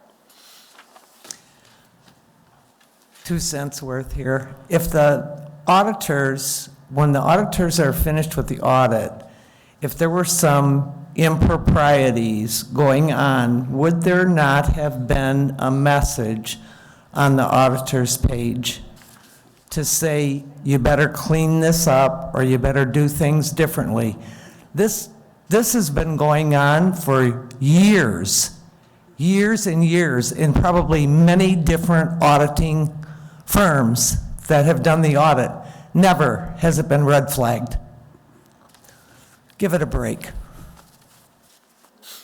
So I get it. I mean, currently the way things are broken down, our programs are all under our programs. I mean, all of our programs fit under one ledger number, almost like a checkbook. You put money in, you take money out. Maybe some of them do lose money, some of them make money, but it's still under our same program budget line item as all the other departments are. It's pretty self-explanatory on the sheet, and I mean, I'm fine with the way things are. The new commission can possibly do however they want to by adding or subtracting or changing it around. Right now, fiscal year ends March 31st, which is 2 weeks away. It's not a good time to be trying to redo our budget. And I don't think that's what we're trying to do. We're trying to set it up for next year to make sure that the new commission, when they come in, that they're following what needs to be followed now that this is a legal entity. I have a feeling when a new commission comes in, no disrespect, but I think that they're going to do what they're going to want to do. You're absolutely right. And maybe we're going to lead them in the right direction, but I have a feeling that they're going to take the ball and run with it. Great. All I like it. power to them because. Okay, I guess to move things forward, do we need a motion to accept the amendments to the budget? So there was a couple things I think that I would like to look at. I know that we were talking about the salaries and the part-time salaries and incomes that's figured in for this coming year. Oh, yeah, but this is, well, just for this, I do need the amendments. If you're going to pass them, I do need it on record so Okay, that. I think the issue here is that Clara needs an amendment to the budget at this point in time. So we want to accept the amendment, motion to approve the amendment as presented by Claire. Okay? I that have what a you motion want? on the floor. Do I have a second? Well, I didn't make the motion yet. Is Yes, that- the question. That was what you were looking for, to go ahead and accept the amendment as presented by Claire. Right. Now, do I have a second for the motion? I'll support that. All right. Any further discussion? If not, we'll call the question. Poll, Mr. Philbrook, Yes. Mr. Datowski. Yes. All right. Let's move on. I think the issue here that I see is getting the chart of accounts and making sure that is passed forward. I mean, that's basically what you're talking about at the detail, called the chart of accounts. Yeah, And so yeah. I think just in general, getting this done, and then we'll talk about next year's budget and Right. how that needs to be adjusted based on experience. I think that's the correct process. Okay, that takes care of 8.2. We're 8.3 then, is that correct? Grass maintenance? We're at 7 Giffords Webster. Pardon? We're now at 7 Giffords Webster. Oh, I thought that was going to be, 8.4 is Giffords Webster. Yeah. Are we talking about the grass maintenance? Well, we haven't done the. We haven't done that yet, so the Or grass would that be the maintenance, yeah. next one? No. I thought 7, we were, Well, we did skip, yeah, so grass maintenance was next to bids, but I don't that's have any fine, bids. we can do that. So I brought the bids. We ended it at noon today, so we compiled it so that you can take it, look at it, and then we can discuss it. So, Okay, so we're just gonna receive this for right now. Well, I mean, if you want to look at it, we did number it, but I mean, it's pretty, there's a lot of information. Yeah, we're gonna need to review this right here, and then we'll just, make the decision at the next meeting in April. Meeting before grass cutting season? No, April 20th. point Unless they of do a information, special for you the said the next meeting in April. Yes. Is there another meeting scheduled a week from today or not? Is there another what? Meeting. The next one is in April. The next one is in April, okay, so there's not a next, okay, all right. Do you not want to, I mean, should we think about doing a special meeting so that we can get this budget approved? I mean, that will be 2 years in a row that we don't have a budget at March 31st. Well, the budget, we're not talking about the budget, we're going to talk about the budget in a little while, and then we can make that. Make the determination when we have the Right now, we're talking about the, Oh, okay. lawn mowing. Yeah, well, the only thing with the lawn mowing is April 20th is, I mean, there's snow on the ground now. I mean, it's probably, will be fine, but I might have to do some emergency cuts if we're not going to choose prior to that. Yeah, we can't digest all this information in 10 minutes and give a decision. We just can't. Right, I realize that. The 2 top sheets are what's condensed. They're condensed per park, so. There are 8 contracts, there are 8 proposals, 8 different companies. Good job on this, Clara. Well, it would have been nice if it was earlier, but there were some extenuating circumstances, and So I feel the same way Mr. Dickowski does. I think it's a lot to try to look at. I mean, I can't For give you sure. a very professional. I would like to put in 2 cents for the 2 companies that we've had in the past. They know us, they've worked with us, they come out in any emergency or any time that we just call them. So obviously, I'm nervous about, bringing in 1, 2, 3. I think we definitely need to at least have 2 to 3 companies. I don't want to put it all for one. I will second that. I think that both the companies that we're using right now, Landscape Direct and Our White Services, are doing a great job. I don't see any issues we have at all. All right, But as the, who made a motion? Because, well, I'm just speaking, I'm in the Let's middle go of back. talking. I'm not sure where we're at here. He Yeah, just neither was am I. saying. I'm just talking. He just I- was saying. We he have. agrees. Can I finish my I'm sentence? sorry. I was talking. I'm Just give me sorry. a second. Okay. I was All interrupted right. by Mr. Dickowski and now by, we had some great work that's been done in the past from these previous companies, but now we have 8 more companies, or 8 total, interested in possibly preparing a bid or submitting a bid to work for our community. And that's all I was saying, is it's nice that we've got people that are looking to try to service us, so that's where I was going. At the same time, we've had good service. Thank you for allowing me to get that in. Okay. Sorry for interrupting. I was just trying to say, so, anyways. do we need a motion to table this, a decision, and to the next meeting? Or do we just say, okay, just discussion? I think today was just discussion. You can bring it back as a business Yeah, item at your next meeting. we don't need to table that. I don't think you need to postpone or table it. Thank you. Let me ask a question. How do we continue if we're going to wait till the 20th of April?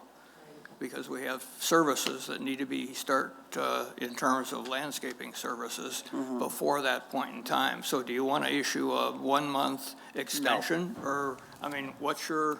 No, Well- we'll bring it back into the April meeting, give us a chance to go over this right here.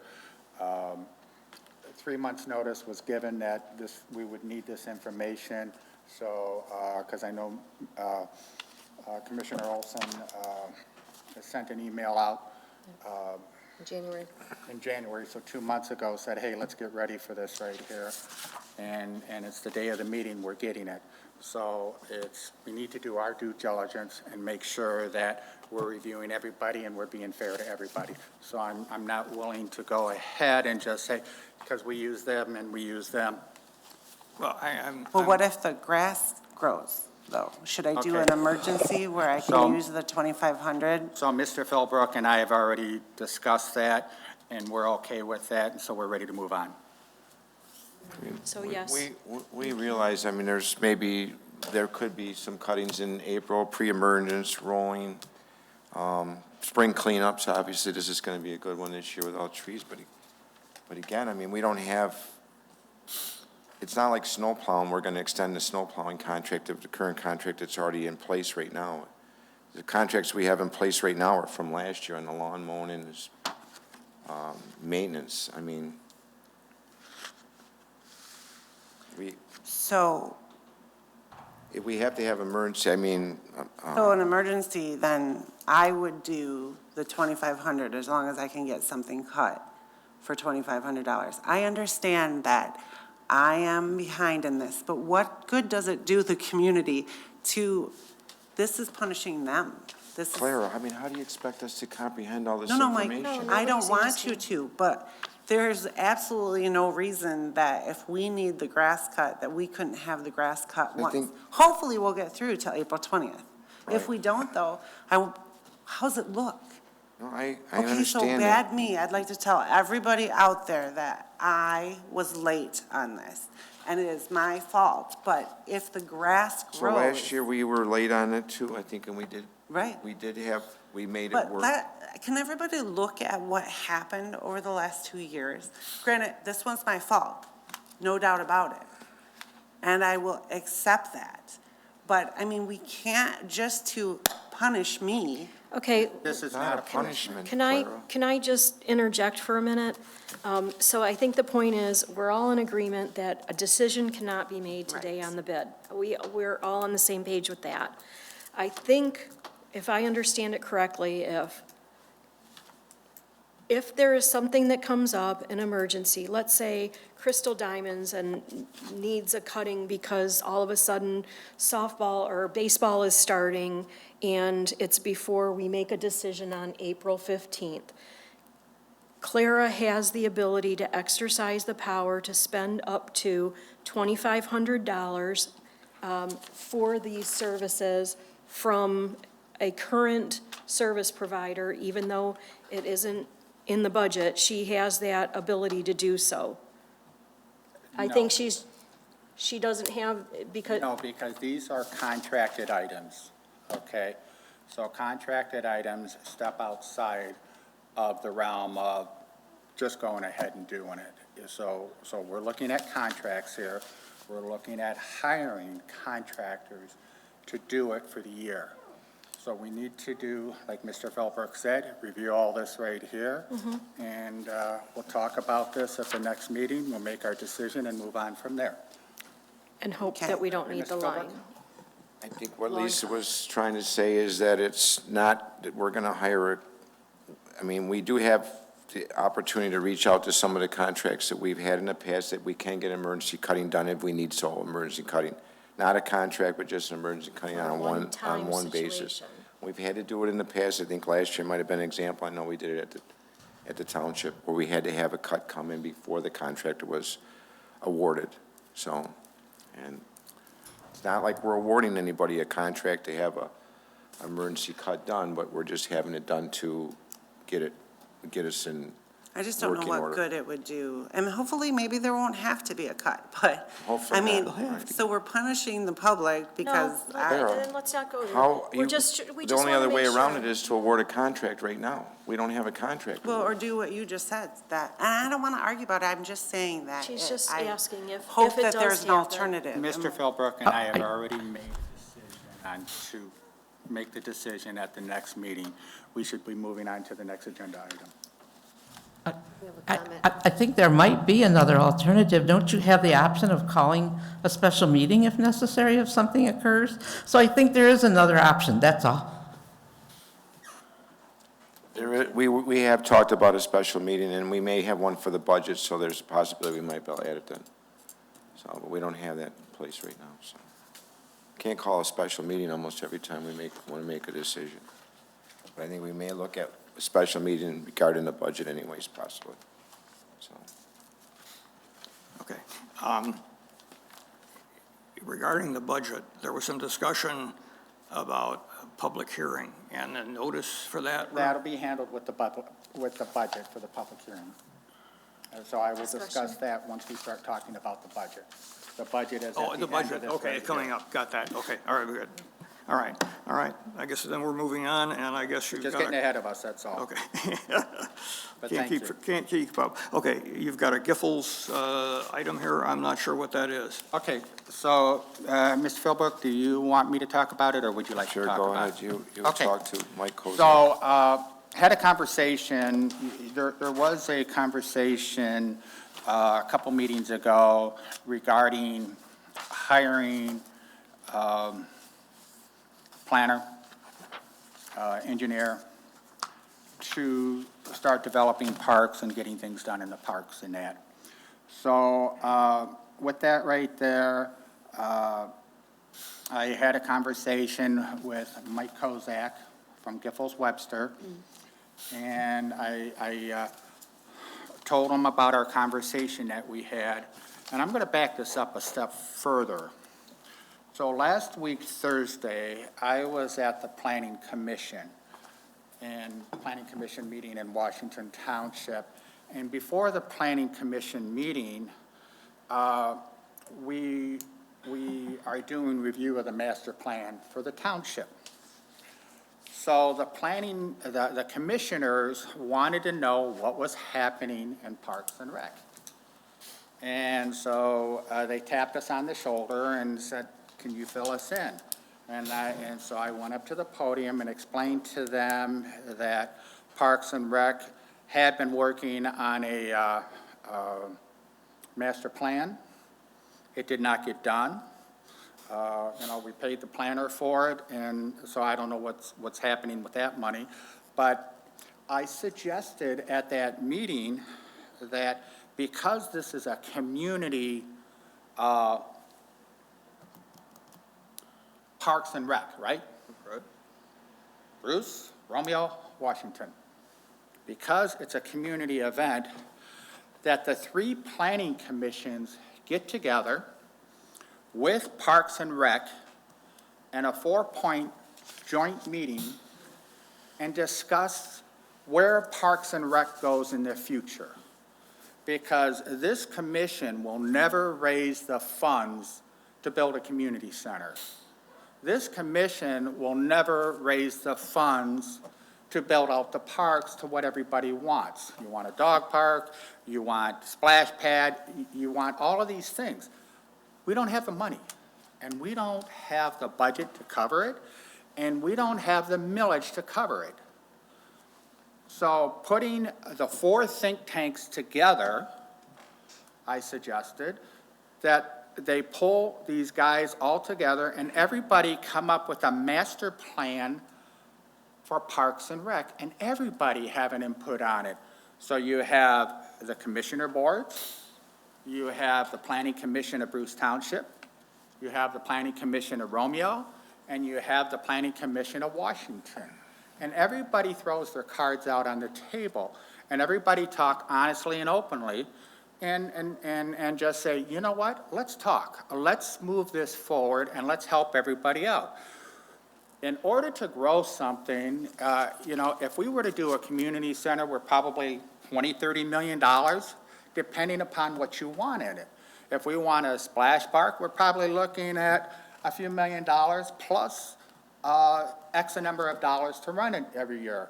If you want to do a dog park with fencing and everything else and water station, you're looking at probably a couple $100,000. This stuff is not cheap.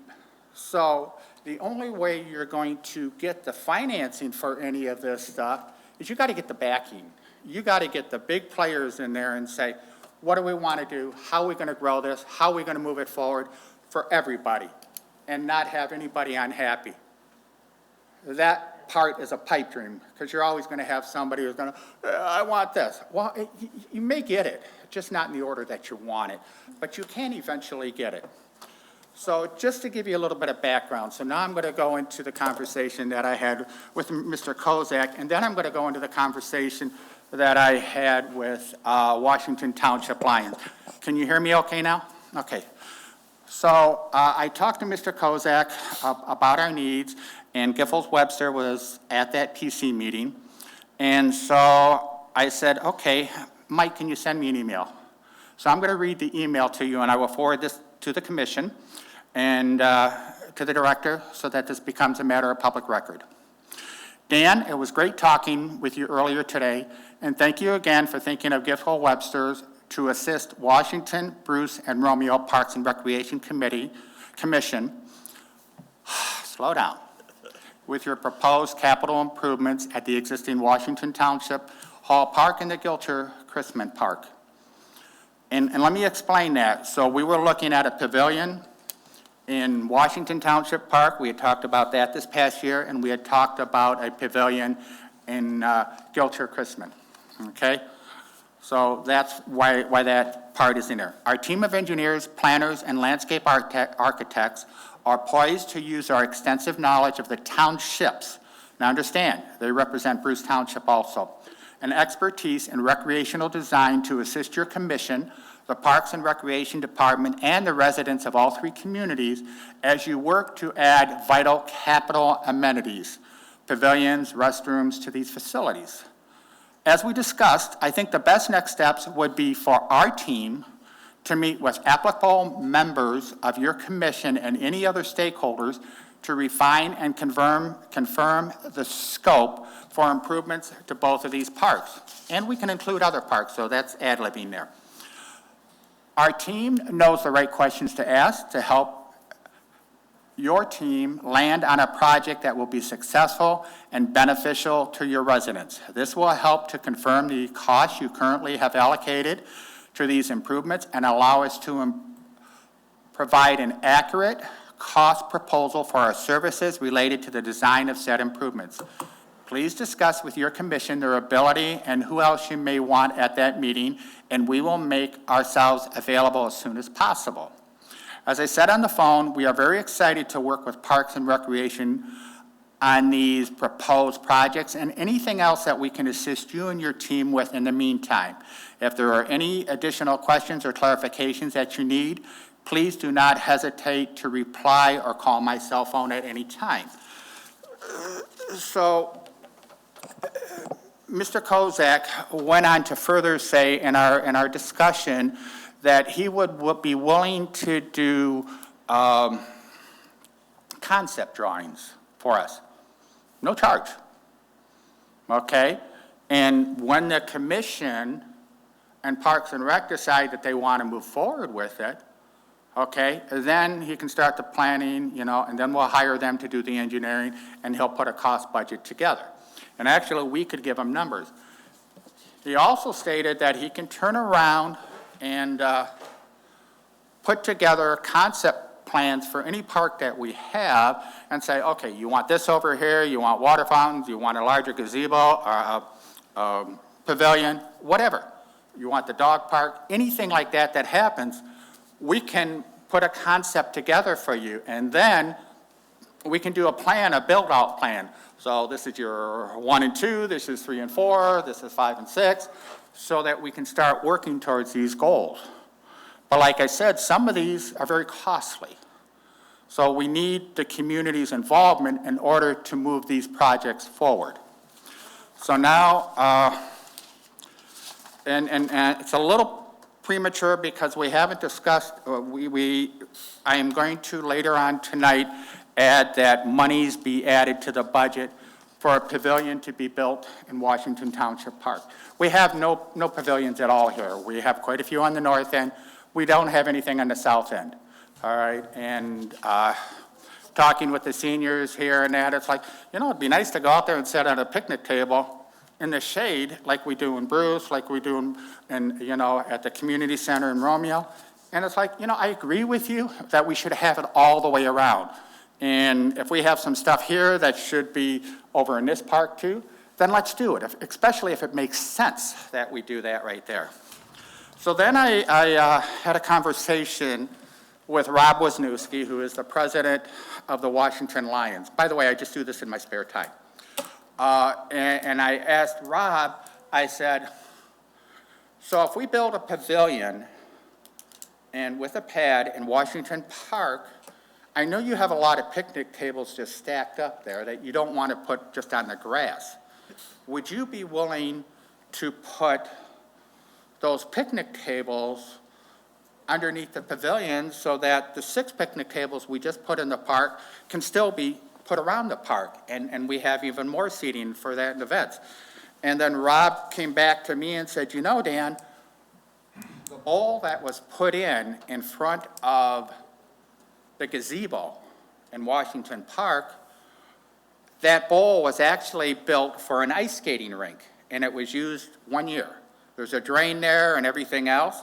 He says, I don't even know where the drain goes through. He said, my thinking is you take that thing and you fill it in, you make that ground level, and you build the pavilion right there.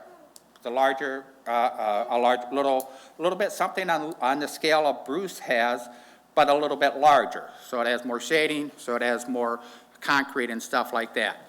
So that is what I'm sharing with you tonight. So I'm going to shut up for a minute. Mr. Philbrook, I would like you to weigh in, sir. To be really honest with you, we put out a survey to find out what the people wanted, and I mean, I thought we were just going to talk about hiring an engineering firm as is needed basis, and these projects of building a pavilion and, you know, splash pad, whatever the case might be, is something that we need to work into our master plan and get in our meeting. But I think we're getting way off base right now. it's a matter of getting a pavilion in Washington Park here in our budget. I don't see a problem with that, but all the other things are just trying to get all of our planning commission members together, along with our Giffords and Webster, both of our township planners, as a matter of fact. I mean, we do have to get our master plan in order at the same time. So, and we did have a survey go out, and there's a lot of 400 and some surveys came back. Yeah. So, Yeah, I've read every one of them. right, so I don't want to, ignore that, but I agree. You need a pavilion here with some shade for people to sit under. So if we could just get back on track. I mean, I would like to possibly make a motion to go ahead and retain Giffords and Webster's on an as-is-needed basis to do a design or a drawing, conceptual or not, for when we need them. I do agree. It would be a good idea to have the master plan drafted and have the whole, instead of just piece by piece. But I mean, if this year it's the pavilion and that's what we're doing, then that's what we're doing, but. Well, pavilion is aside from something over at Gilcher. I mean, we still got a budgeted item. I just kind of feel like, I don't know, the new commission should have something to do with this. And we do know that once they're in, they are going to work on the master plan with this. And I definitely think that an engineering firm, because we've never had one available to Parks and Recreation.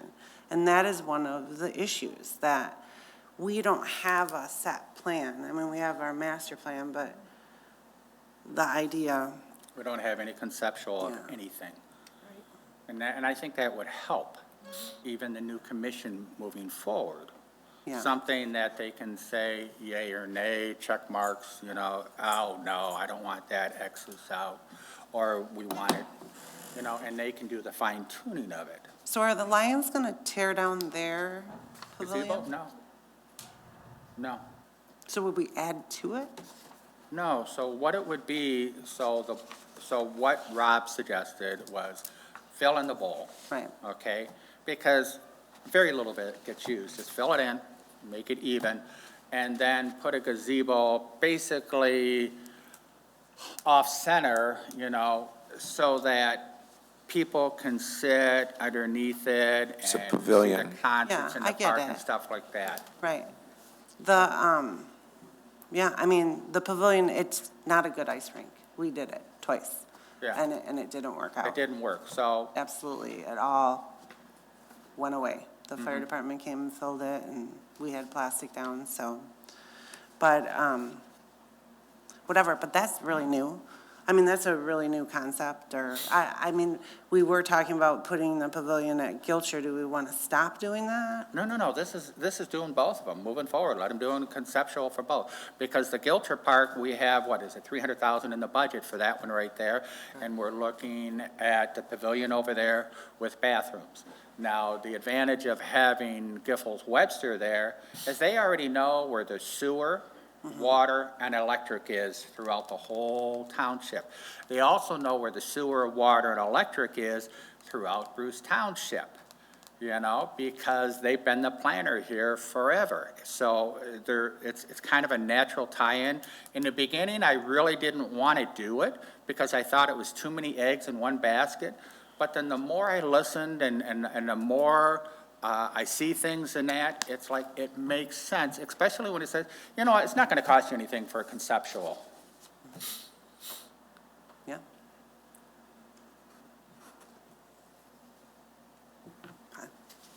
Well, I think, Mike, you were talking about making a motion, I thought? Well, Or Dan, either one? do we want to, is anybody from the public would like to weigh in on this? Sure, why don't you let the new commission make all these decisions? 'Cause that's. They will be making the decisions, but at least it'll give them something to look at and something to think about. All right, but if you want to talk, let's get it on record. Thank you.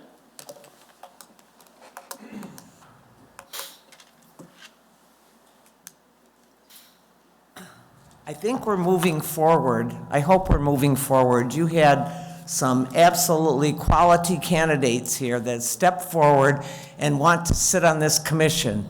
So let those people, the new commission, move you forward. Why start all of this and then seat them and say, well, we took the ball and now you have to follow it? No, they don't. Let the new commission make that decision. We're probably 60 days away before the new commission takes seat.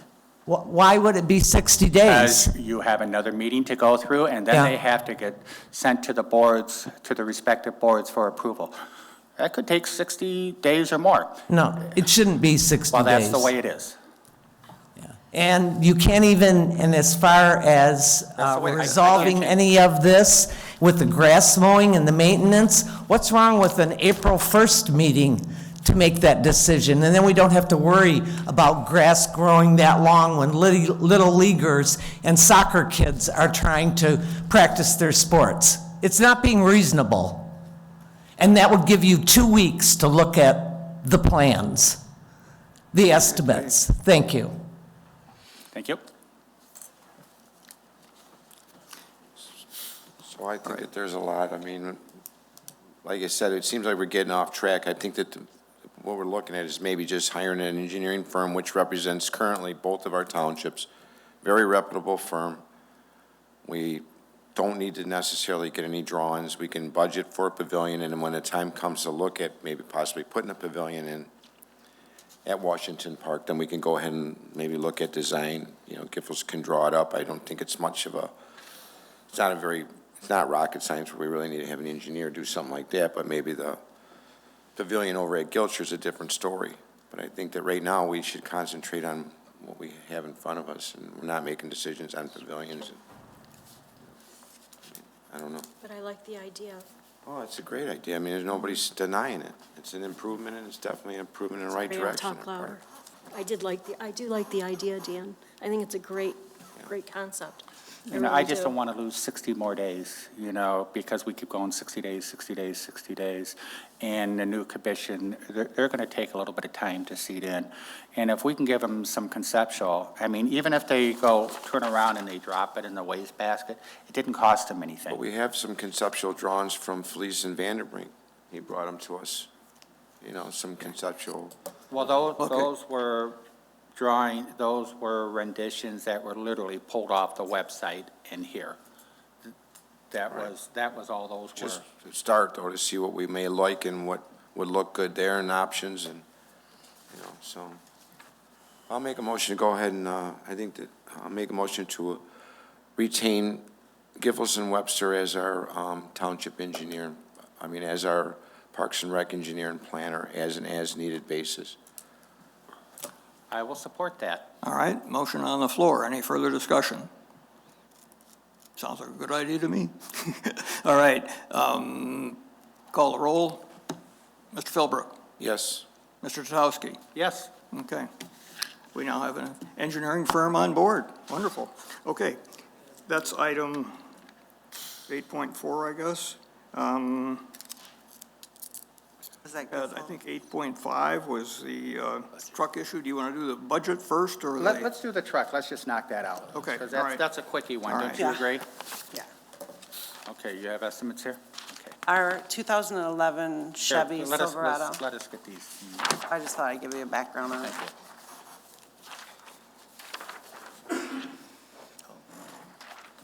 So our 2011 Chevy Silverado, it blew its transmission. So we have these quotes for 2 new from Heidelberg or ME Automotive, but then we went to JB Transmission and they will rebuild it for half the price. So ideally, if we order a truck, it's months out, we still need a truck. And if we want to sell it, you're obviously going to get money for a truck that moves. So I think the 2,400 is, that's my suggestion, is that we have it rebuilt. Can I have the name of the company for the rebuild for the record? JB Transmission. Thank you. So we received 3 bids, one from JB Transmission to rebuild the transmission at $2,400. We have one from ME Automotive Repair to give us a new transmission for $4,844. We have a quote from Heidelberg for a new transmission for 5713. So my first question in is, what's the warranty on each? Oh, I'm not sure. Let me get back to you on that. Because if it's maybe only I a can rebuild tell for you. 90 days, and I can get a new one here, and they turn around and they say 3 years, you know, for 4,800 year. bucks for double, pardon? There's 1 year. 1 year on that one, and what about the new ones?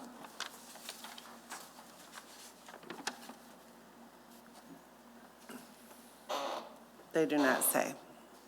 I'm gonna say that's probably 1 year, almost everything's a 1 year. I Yeah. would want to assume so.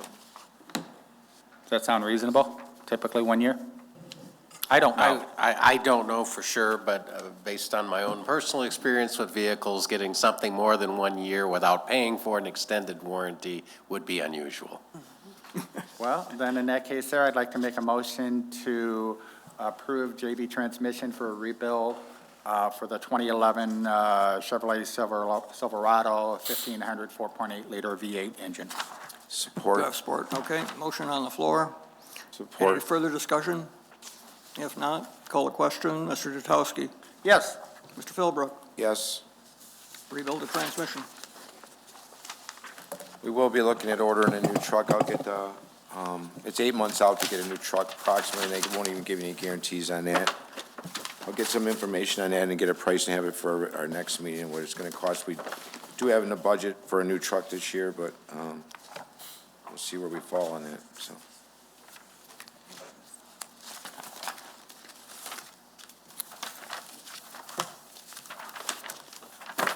So, Guess you're up. all right. Budget. Let's go on with the budget. Budget. Well, thank you, Megan. As you can see, everybody, we have the budget on screen here, and I'm guessing that the viewers at home can see this also. So this is the proposed budget. So the Parks and Recreation Department this year is proposing a $2,400,000, oh, I should look at my thing because I can't read that, $2,427,300 budget. Also, you will see on the a balanced budget, but on the bottom, I did put the proposed amounts for capital development projects, which would come from the fund balance. Like I was stating before, the Parks and Recreation and STAR budgets are the first page of the budgets normally. And we get money from Washington Millage, Bruce Township, the local stabilization, and through programs. Our expenses, we split between salary and benefits, our department support, our improvements, maintenance, and then our programs again. So this is how the budget is split up in the background when you look at this, or the pages that go beyond that. A look at the Parks and Recreation financials. The commission in the past has assigned amounts of the fund balance. Our assigned amounts are $1,250,000. That's for future use and for development. Restricted amounts we have from the North Macomb Community Youth Soccer in honor of Ann Newby to go towards whatever we would like, or towards a playground, or some type of feature at our park. Other appropriated amounts currently that are not assigned, we need from April through December, we need to set aside a certain amount of money because we don't collect our taxes until January. So we use $1,500,000 that's set aside, not assigned. It could be assigned if the commission or the new commission wants to do that. You will see that I put the Washington Accessible Playground. We will be doing the removal and preparation of the playground at Washington Township Park. It's next to the tennis court. And we will be we need to remove the old equipment, take the wood chips and soil down, level it out, and prep for the new playground, which is scheduled to come in June. Funds available for additional development or to be assigned is $217,000. So our fund balance, according to our audit, as of March 31st, 2022, was $3,533,404. Will that be of 23? Well, the 2022-23 budget. Okay, because this says fund balance as Or of a fund year balance. ago. It would be for the fiscal year, well, we haven't had the budget, or we haven't had the audit for 20, right, but we haven't had the audit for 22-23 fiscal year yet, but we've had it, like, we won't have that until May, right? May, June. Okay. So then that number will be updated. Right. In the May, June timeframe after the audit.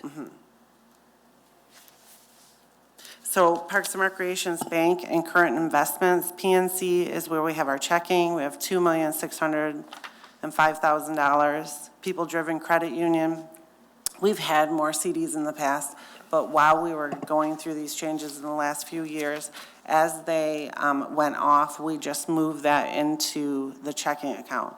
We know we would like to move that and to invest that in the future, and the commission needs to make those decisions, so. Yeah, and that's got to be done sooner or later, especially in light of a couple of bank failures. We don't want $2.6 million sitting in a bank unsecured. Well, that's our checking account. So we It's have still to leave. unsecured. If that bank were to fail, that $2.6 million I is gone. understand, Dan. I watch the news too. But for sure, the $250,000 is normally what it is insured for. Right. But I think that Mike Nicely was even stating that, like, you don't have 9 different, well, maybe you do, and maybe that's the way we go, is move the money around. But we do need to have some liquid so that we have these monies before the tax monies come in. So that is the front page of the budget. Then when you go to the back, Well, if you, real quick, so on this money that we have just sitting there, you said we, the commission, needs to get together and do it. When can we do that? you can assign money, or you mean invest? Yeah, when can we get this money so that it's secured? You can do it anytime you want to. I mean, like, there's no stopping anything. I mean, it's just a matter of, we can look at, actually, we have had a list, but we'll just update it to make sure and see where the ratings are for the different banks in the area. Mrs. Olson, I know that you had done some research in that area. And I know that many residents have spoken to us and says, hey, why do we have so much money just sitting in the bank, not doing anything, and why is it not secured? And former senators I've had to reach out to me and stuff like that. So. I actually I don't have it with me. I wasn't prepared for that Oh, question. okay, that's fine. Both of you, Mike, please. All right. Okay. Thanks, Richard. I do suggest, like, when the auditors are here, or we can talk to the auditors too, unless you have input also, but But they that's will not help until us. like June. Well, I mean, but we can May, June. contact them anytime. They will help us, but that we can assign, it could be done at any time. It's Okay, up to the commission. so are you suggesting we call Pam Hill and see what she suggests? Is that what you're suggesting? I mean, well, normally in the past, the auditors are the ones that make the suggestions of us assigning the monies and saving the monies from April through December. Those are audit suggestions. Okay, then we'll contact Pam Hill at Plant Moran and get that rolling.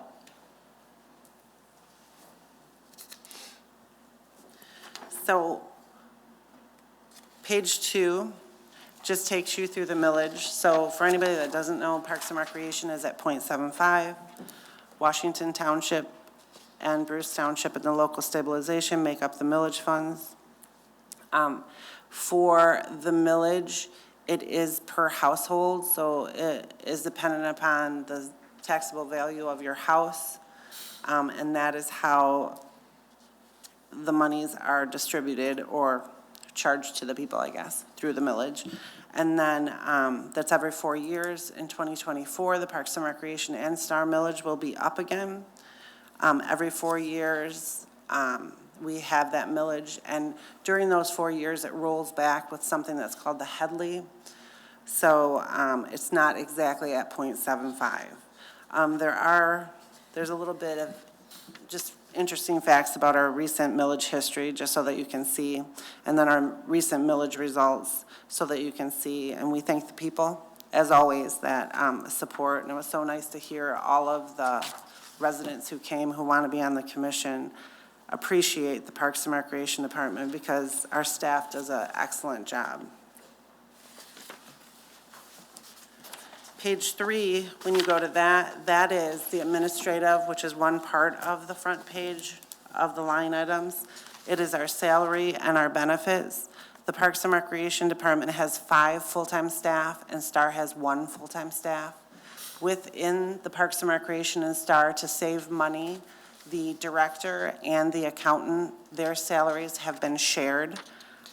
This year, it is 15% of our salaries, my salary and the accountant's, will come from STAR's budget, and then the other 85% will come from Parks and Recreation budget. We have coordinators. We have a recreation coordinator, a facility coordinator who takes care of all the outside and inside facilities, and we have a senior coordinator. And then for STAR, we have an operation coordinator, a manager who does the day-to-day operations along with me. Well, she does them. I do the directors overseas and do that. So Dory is STAR. And then our benefits, we have healthcare, retirement, sick days, short-term disability, and a health savings plan. Those are all, we fall under the umbrella of Washington Township employees because we are so small. So Washington Township does that for us, and Bruce Township does more of the insurance side and our cars, our titles for that part. Anybody have questions on these? Do we want to talk about? Well, I do know we want to talk about the salaries and everything else and raises and that, so. So this year in the budget, I don't know if you can you go like down to attachment A, which is almost towards the very end, past. One more. So the salary chart, this year we did a salary survey, or used a salary survey from what's called the Michigan Recreation and Park Association. Our accounts payable clerk, she went through, she found different departments that were like budgets as well as like number of residents. And we used 4 of those. And what we did is we took an average from those. And then also I looked at the cost of living. And when I did that, I did see that the average of the survey and the average of COLA were fairly equal. So right now in the proposed budget, it is, we used 8.5%, which matches up with the survey for the raises.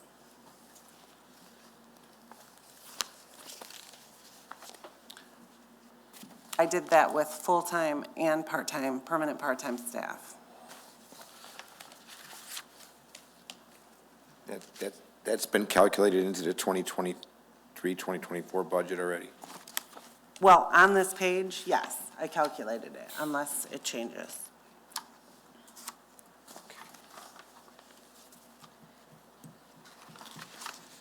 You want to talk about the salaries now, Dan, or do you want to? Well, I think we Want to should. continue with the I think we budget? should go through each category. I know you had some thoughts there.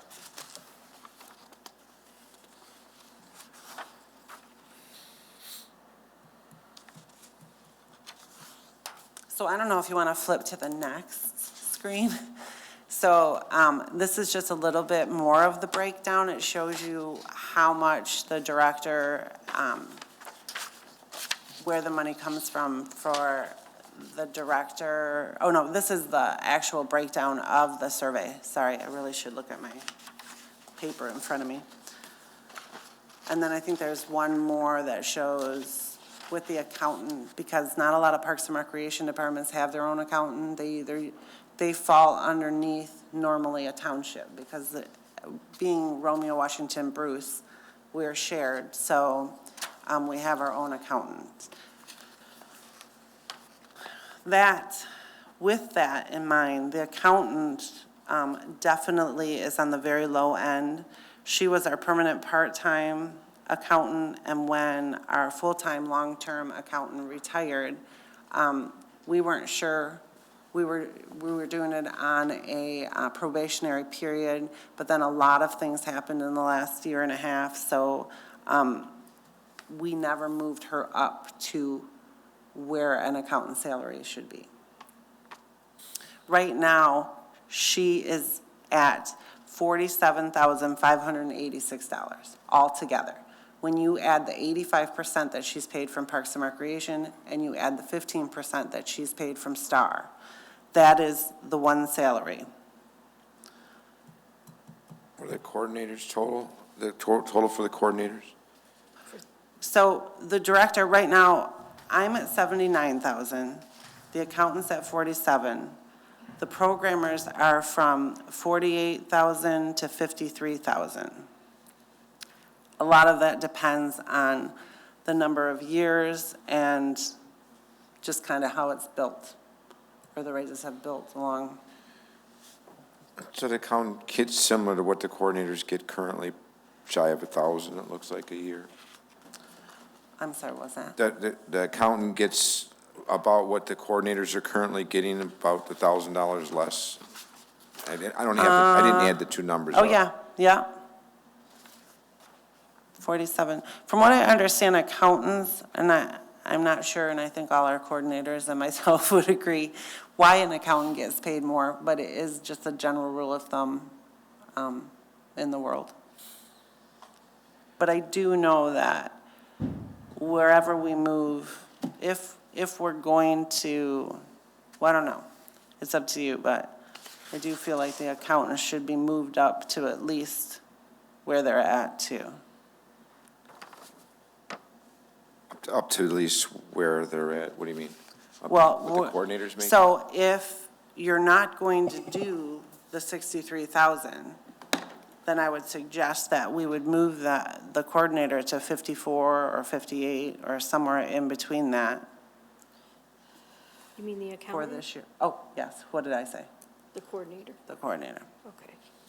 Move it to 50. Well, my suggestion is that the coordinator, our program coordinator has been here the longest, and so I put her at the high end at the 58,000, and then our other coordinators, including STAR, would be at the 54,000.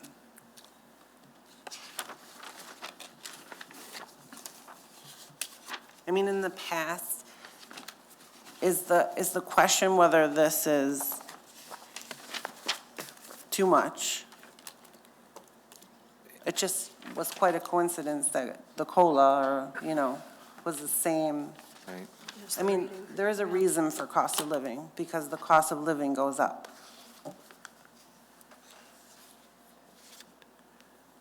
Yeah. Well, 8.5% is a big increase. It is. I think anybody would appreciate an 8.5% increase, in their salary. But I agree that some of the salaries may be lower, and then some of the hourly incomes are probably on the lower side. But Well, I do have a suggestion. What if, I'm sorry. oh, that's okay. Well, I just, Awful pain in my back. I need to just step away for a minute. go ahead. okay. Oh, man. No, it's not that. It's something else. We're going to take a 4-minute break here. Okay. Okay. I'm gonna go there. Okay. I think Mr. Philbrook can appreciate it, because you had your meeting last night too, as we had our board meeting, so we were here quite late. Nice and early. Oh, you guys got down early? Yeah. Not us. We'll take four minutes or so.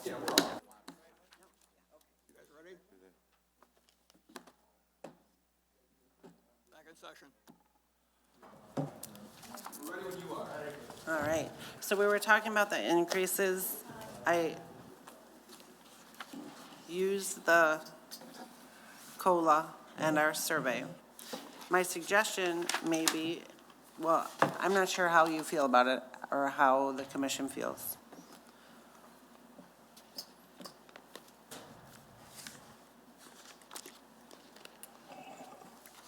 Well, So, Mr. Philbrook, do you want to start that conversation off with? Did you have a suggestion? Hold on. well, I did have a Wants to make suggestion one that suggestion. if this isn't gonna, it seems like it's not gonna go through the 8.5%. Well, what's your suggestion? Let's, Is that maybe take it across 2 years And do 4.25 and then, this year and 4.25 next year? however, I do think with our permanent part-time staff, which I have the breakdown for them, that we, as we've talked about over the years, they definitely are on the lower end. I mean, like, we're having a hard time keeping people because they can go anywhere, not anywhere, but they can go a lot of different places and make more money. And we depend a lot on our permanent part-time staff as well. These papers, I mean, this kind of gives you the breakdown, and this is what I use to formulate with our accountant, is to figure out how much each staff member in their certain area makes.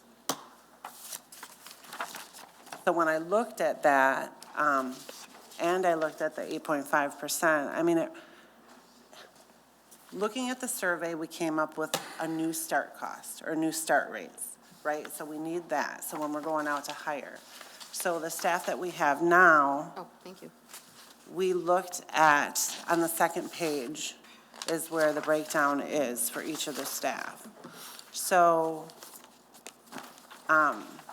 programmers and office is paid a little bit less than programmers, because programmers are working at nighttime, putting things together, grabbing things, driving them places, doing whatever. So, the programmers should start between $16 and $17 an hour, or if they're specialized, $17 to $18 an hour. And then our maintenance is also definitely underpaid. We have all part-time staff for maintenance. They are taking care of the general maintenance of our parks, the garbage, which during COVID, we all had the pleasure of doing. So they definitely deserve that money. So my suggestion would be, with the full-time staff, if you put it across the 2 years, and then with the part-time staff, if you let me do the salaries, which these come out of the programs as well as the administration. I mean, like, normally the commission really hasn't gotten that involved in the permanent part-time staff salaries in the past. But so even with the raise that you're proposing and the 8.5% on these hourly wages that they're getting right now isn't even going to be close to what well, they would be, if they're in maintenance right now, they're making $15 or $16.50 an hour. That's going to bring them up to like $17 or $18 an hour.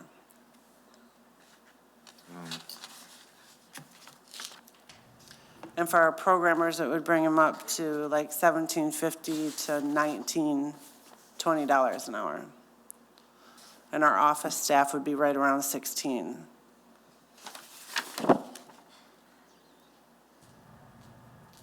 So I kind of did I did the COLA on the side so that you can see.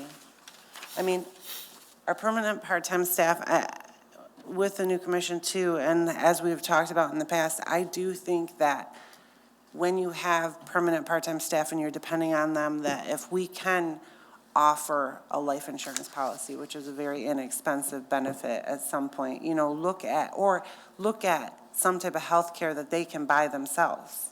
but we at least offer it. Under a group plan. Yeah, that It we is need to work definitely- towards. I'm not saying that we're doing that tonight, but I mean, it's something that I definitely want the staff to realize that I agree. it will be looked at in the future. Yeah, I think that should be something that would be proposed in the future. I'm definitely not comfortable with saying, yeah, we're going to do for 2 years, because we're only looking at the budget for this year, and next year, and the new commission should look at the budget for next year. So I'll make just a suggestion. And I think on hourly employees, I mean, everybody's feeling the pinch with the economy. There's no doubt about it. I would look at maybe a 5% increase on their hourly wage for the part-time currently. And again, this is something like Dan just mentioned that the new commission can take a look at. Again, this can be on an annual basis. They can increase it what they want with the new commission. And I think on hourly salary right now, I think just at maybe a 3% increase, just temporarily until the new On the full-time? full-time salary staff. So 3% and 5%. And we just had, our raise was 1%, so, no offense. Not complaining, just. Yeah. And I know in the union contract coming up, the second, third, fourth, and fifth year, they're not getting anywhere near any of this right here. Because everybody's looking at a downturn. We really are. And I see it coming. And I know a lot of other people see it coming. So we have to. It doesn't mean, though, that the staff So is not. we have to. They work really hard. I don't have no denying that at all. Yeah, I know. I mean, 8.5%, I don't know anybody, I know that's what the Well, economy. I just did it because, I mean, I it know. was like quite a Right. It was a coincidence that our starting point. survey Right. came back and the average worked out to that. So I would like, I mean, I don't know, what about the accountant? Can we look at the accountant? Can we move the accountant to, I mean, don't you feel that the probationary, I How are mean, the she got coordinators lost in going the to feel cars. when the accountant just comes in that position, is going to start making as much as or more than as the coordinators have been there for 20 years? That's what I have. Right, and that's not my goal, but an accountant, even prior to this, started out at more than the programmers. And I do think the programmers deserve as much as we can give them. So to start out, I think it needs to be really maybe looked at because of the economy now. I don't know if that's something we want to spend a time with, or if this is something that the new commission can actually take a real, some time into, maybe really evaluating what's going on and do some price comparisons, maybe with your survey that you did do. I mean, I'm just currently just trying to get us into this budget, this fiscal year, and get it turned over to the new commission. Yeah. And I Just do trying to like. be fair, And I do like your suggestion, Mike, with the 3% on the full-time and the 5% on the part-timers, because running the numbers there for the part-timers, that actually does bring them up closer to where we're at right there. So if you're comfortable with it, I'd like to make a motion to have it, to do a wage adjustment for 2023, 2024 for 3% for the full-time hourly and 5% for the part-time. I'll support that. Okay, we have a motion on the table. Any further discussion? All right, hearing none. Call the roll. Mr. Kozowski. Yes? Mr. Philbrook. Yes. Motion passes. Just keep in mind that there is a new commission coming and that this is something that, I mean, they can cut their salaries if they really wanted to, I mean, it's up to them, but I know that. But don't give them ideas. What was the, again, what was the increase last year? Did we give it? 3 last year for all the way across the board? Across the board. Okay. And it's been that way for quite a few years, 3% a year. So even in the years where we had a very low. No, we've had 1.2s, we have a whole. How long ago was that? I don't I'd know. have to This get is it. why I'm asking. But I would say over the last 10 years. Okay, It's been all up right, and down. okay. I mean, we've never had anything at, the normal used to be they'd look at Bruce, they'd look at Washington, whoever got the lowest, that's what Parks and Rec got. So then Not a good plan, this should definitely be a, because we don't have unions. We have nobody to protect us, so. okay, be, up to Okay. the new commission to take it from here then. Okay, so. All right. All right, so. Is that it? Is that it for the budget discussion? No. So now Okay. we're on to page 4. Just- That was just the wage adjustment For part of the salary, budget. So now we're on to wage 4 for department operations, to review that. Question on the legal services line. We had it at 5,000. I think we all discussed and brought it up to 10. I don't know, is that a reasonable amount, Mr. Strahan? For this year, 2023, 2024? Well, it's also in STAR too, so we're going to share the cost of you across the board. I would think so. I anticipate with the new commission coming on, there's a lot of newness, a lot of organizational things. That's But why. I think it'll be more of a, a temporary, a startup type of thing, and then the operation will kind of run, and I wouldn't really expect there'd be a significant legal role at that point. Occasional issues, but not nearly as much as at the startup. So And I know you it's a are long look- answer to your short question. I think that's probably a reasonable number to start And I know you are looking at documents, legal documents right now. Right. To get us registered with the state of Michigan And and those stuff are, like. those are one-time things. You get them taken care of, and then it's Right, done. but I know you got to spend some time on Right. them. So I know the first year usually is the highest year. And that, yes, I agree with that. So I see we have 5,000 for legal services in STAR and 10,000 in Parks and Rec. How exactly is that going to be broken down? How will we know what's STAR and what's Parks and Rec, or how does that? In my thought process would be do some type of 75-25 for Parks and Recreation and STAR, just like we do with the director and the accountant. Well, we do have to engage Mr. Starren, and he has those documents already, because STAR right now is not a legal entity. So he has to update those documents, and then any agreements that go along with it. So he already has those in his possession and is reviewing those. Am I correct? Yeah, I think Ms. Russell sent me that and others. So, yeah, the answer is yes, you are correct. I don't So know that it's that I not expect legal, to be though. coming Well, we're forthwith. looking at it. I'm not saying it isn't. Yeah, so, because we need to get that right there. And I know that one of the questions that I did ask you is, Parks and Rec is a legal entity, and so, and historically, STAR has always been with this entity. Now, one's legal, one's not, so we want to make sure that we have good continuity all the way around, that it's transferred to the new commission. Because my question to you is like, do we stay on as commissioners for, because we were appointed for Parks and Rec and STAR, do we stay on as commissioners for STAR? And we don't want to muddy the water, right? Right. So that's why we need that finished up, so that we can just kind of back out of it and say, you know what? No, we're not in this anymore. We turned this over to the residents. Yeah. STAR is mentioned in the interlocal agreement, though. But it does not have its own agreement. No, I know, but once we figure out how to amend it, I mean, maybe Yeah. that is, And that's on Mr. Starren's plate. yeah. I won't do your job. So expenses on page 4, you mentioned that the phone and internet, that went up quite a bit. You originally had 13,000, we used 23,000, 10 over that. You're now going down to 19,500. That 13,000 was definitely not a correct amount to budget. I don't know, I had nothing to do with it, so I don't know. I know, I'm just telling you, that's why. Yeah, So, we added, I don't know, our phone system is working well. I don't know what else to tell you, I'm just telling you that the 13,000 was in, I'm just asking, so you're confident with these numbers that that's what you need? I'm confident until I have to make an amendment next year. I'm guessing. Fair enough, fair enough. From going through them, I feel way more confident this year than I did last year. How about Okay, that? very good, appreciate it, thank you. Okay, Ms. Philbrook, any questions there? Not at all. Before? I'm good. Okay, page 5.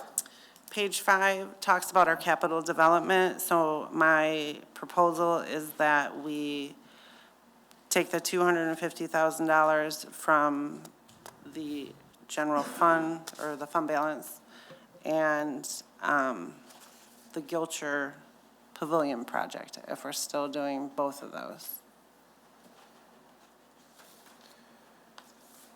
I mean, the pavilion, or the playground should be, or it should be delivered, would you have a June, delivery date? like June. Okay, so we know that that's definitely, the Gilcher Pavilion, I mean, we don't really, I mean, we know that. We're doing the Washington playground. What happens, though, I mean, there's just not going to be, like you had talked about, there's not enough revenue in the millages to cover these projects down here and the playground and the pavilion in 1 year. The playground equipment, though, the $330,000 that was approved last year, that's in last year's budget, and that's considered spent? No, whenever it's not spent, it just goes right back into the fund balance. So we will need an additional $330,000 into this for the playground equipment? It is. It's just budgeted for, not in addition, it's just budgeted again. It wasn't spent last year. We spent $50,000. Well, I understand, but we budgeted $330,000 for just the playground equipment. And then you came in afterwards with the quote for the turf.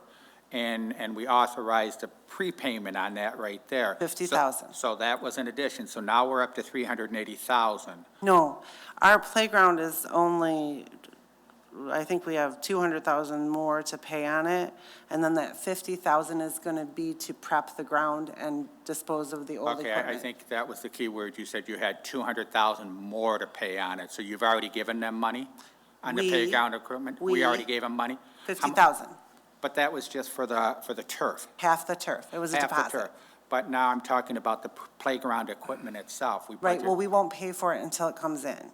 Right, but that was you 300. just, what is the balance, I guess, let's just, Yeah. what's our balance? 200,000. 200, so that Without being 200,000 gets us to- precisely on spot. But how do we go from 330 budget? Well, I don't know that we were ever at 330. We approved 330 last year.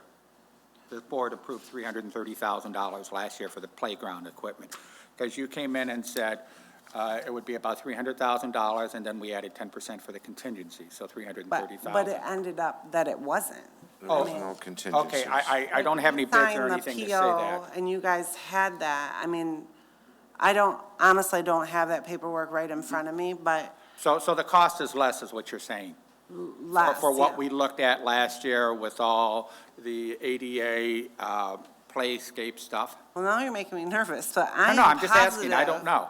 I'm gonna go, I will go back and look, and I will let you both know if it Okay. is different, but that's where I got the $250,000 It was from. what was remaining Yeah. in what we Like had 200 is remaining, and The then I was total like, we cost probably of- need about 50 to to take out. prepare the Yeah. ground. Okay. So it's possible that we could have to take, excuse me, additional out of fund balance. Possible, Everything's possible, but I just really firmly believe that this is good. Okay, yeah, you can just send us those numbers Oh, and maybe I could and find it those while we're things, talking. and we'll go from there. Okay. Yeah, sounds so I'm good with that. Keith, I will kind of look as we go through. So then, for the improvements, these were items that were in the master plan. I know the master plan is going to be worked on, and it will be approved for this coming February. The company, McKinnon, did reach out, so any help that we want from them, they will help us with along this To route. finish the master plan? Yeah. Okay. So we were looking at security cameras. We're looking at bringing water and electric across the parks. Our parks are getting a lot more vandalized than they have in the past. So we really need to look at whether we add them to outsides of buildings. Some parks have absolutely no electricity. So we're looking at that, like even Gilcher, bringing it across. Obviously, we're going to do that when we build the pavilion. So at that time, we're going to want to look at security cameras for sure there. Absolutely, and then the water, and then, of Yeah. course, we're going to have to bring septic to there too in Gilcher in order to have the bathrooms. We also want to try to add a pavilion here to Washington. Yeah, so, okay. So that, So then we just have to take away, Or- And for the pavilion, we're thinking about 80,000 in Washington. okay.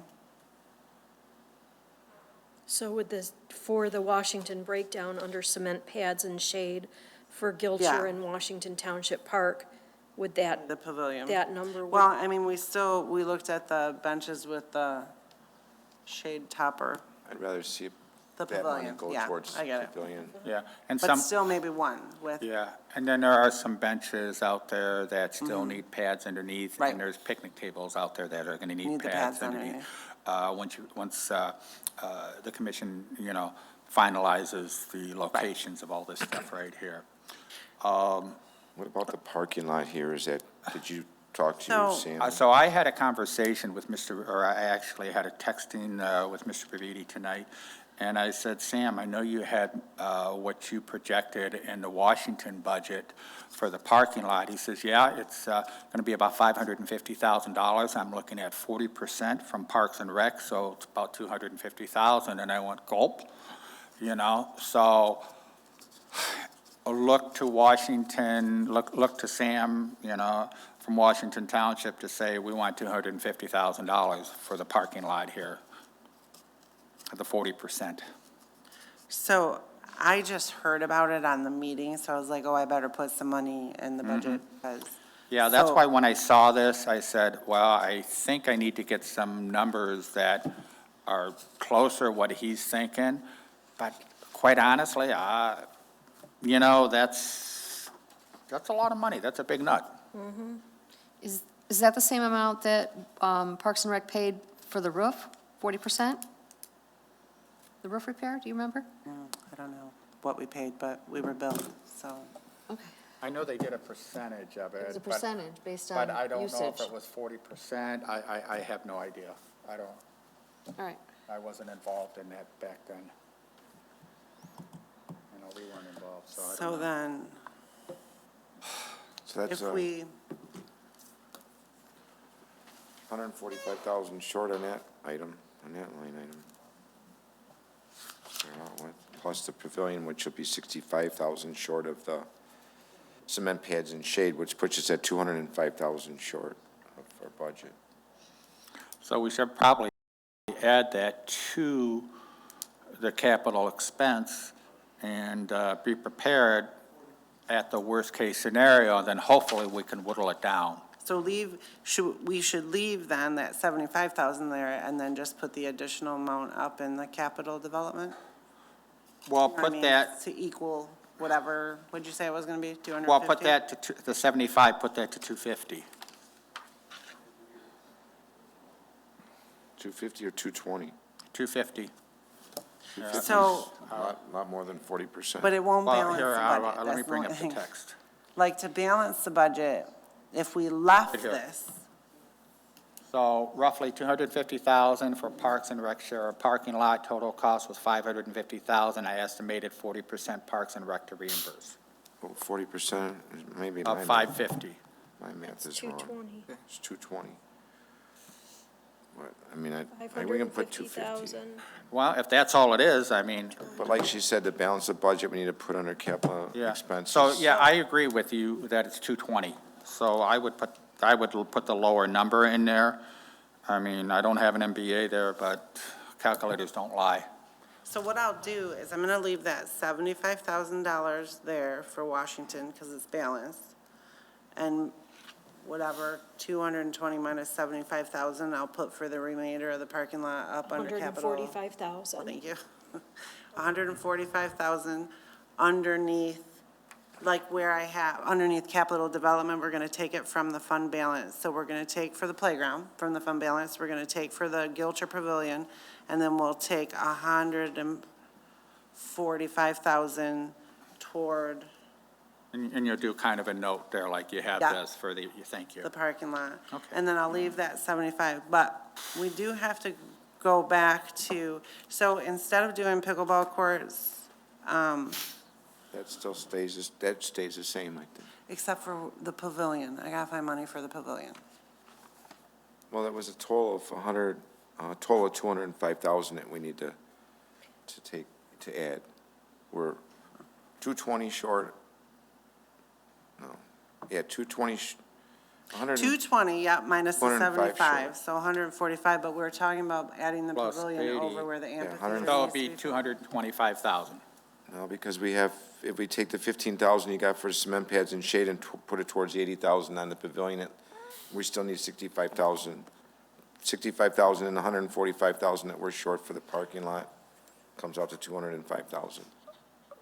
So take out the cement pads and shades, that's 15,000, so 210 you said? Yeah, we'll put that towards put the 15,000 towards the 80,000 of the pavilion, leaves us 65,000 that we still need to make up. Okay, so we're at 210 then, is what I Yeah, come up to. Is that what you came up to?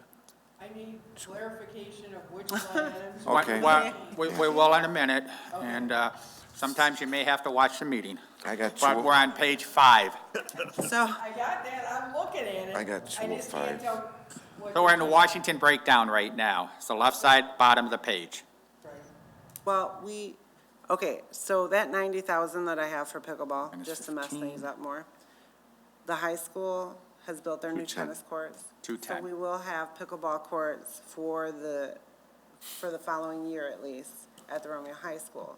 So I'm sorry, can you repeat that? We were running numbers here. I didn't hear you. the, The 90,000 she's talking about for the if we pickleball? just use that towards the pavilion, take the pickleball out for now, But those, possibly could do a budget amendment if the Giffel Webster's looks at our tennis courts and says we can add tennis courts without taking away the soccer field, off the back of the tennis court here. but we don't have that answer right now, do we? No, but it would be easy just to cross this out and put Washington Pavilion. If that's the case, then you can change the numbers then, I guess, and if you find that answer out, but in the Right, like I meantime, could- we still need to try to approve a budget that we know that we can approve, and then make an amendment to it maybe. Yeah, but this would be the easiest way. Like, because we already solved the parking lot issue, because we got 75,000 and the 145 up in capital development, so that's the parking lot. Then we have that 15,000 is for the shade and the cement pads, which we still are gonna need the cement pads. So if I just take the pickleball for now, The cement pad is underneath the pavilion, under the 80,000, we've already kind of set aside for the Okay. pavilion. however you wanna do it, I just was, But then you don't repair the tennis courts. well, we could, because if you're looking at $80,000, Uh-huh. we'd still have 10. Okay, and you think that'll work? That's enough? I know you got the crystal ball and we know how good I they are. know, I don't Okay. know, but. All right. That's the sounds one good. where we have to lift some areas up, right, and level it all out? On the existing courts. Yeah, Yeah. yeah. Yeah, That we'll was one of the basically have to reasons- cut it out, Yeah. fill. And the pickleball then- people really want pickleball. Yeah. But again, we will have the Romeo High School, because they're working with us on that, because they now have the tennis courts, so. Okay, all right. You don't have to go, Washington, ready to go over to the Bruce? Bruce is, I don't see any changes with Bruce that I can see. I mean, we still got to look at the community center parking lot. Right, Some yep. roof issues, we got money set aside for it, so we'll see what we can get done this year. And Parks Rec and Star. So, I'm not sure if I need to go put that out to bid again, or if, I mean, I guess I could call. Yeah, see. and we still have to resolve the issue with the south building, the payables there. Does the commission want to keep the south building? I mean, we have a 90 days that, and the question that I asked right up front, is this even a legal contract? Because it was never registered with Macomb County, the state, nor was it ever turned into any attorneys. So that I'm going to turn to legal and ask that question. It's definitely expired. Yeah, well, the agreement's expired. I mean, those other questions need to be looked into. It appears that the written agreement at this point is expired by its own terms, so we're really just continuing it on a you know, whether you want to call it a month-to-month basis or whatever. So, you know, in my view, it would be subject to change or just tearing it up at any time the parties desire. Yeah. And I know I've mentioned in meetings that we only have so many dollars and we need to spread the dollars around. So the south building, I haven't seen any advantage to it at all. And that's my personal view, right? Because I don't see any events and through Parks and Rec's own admission, we haven't used it in the last couple of years. So why continue to pay for services? Why continue to pay for the utilities there, phone, internet, water, gas, electric, maintenance and everything, and repairs and everything else, when we don't use it?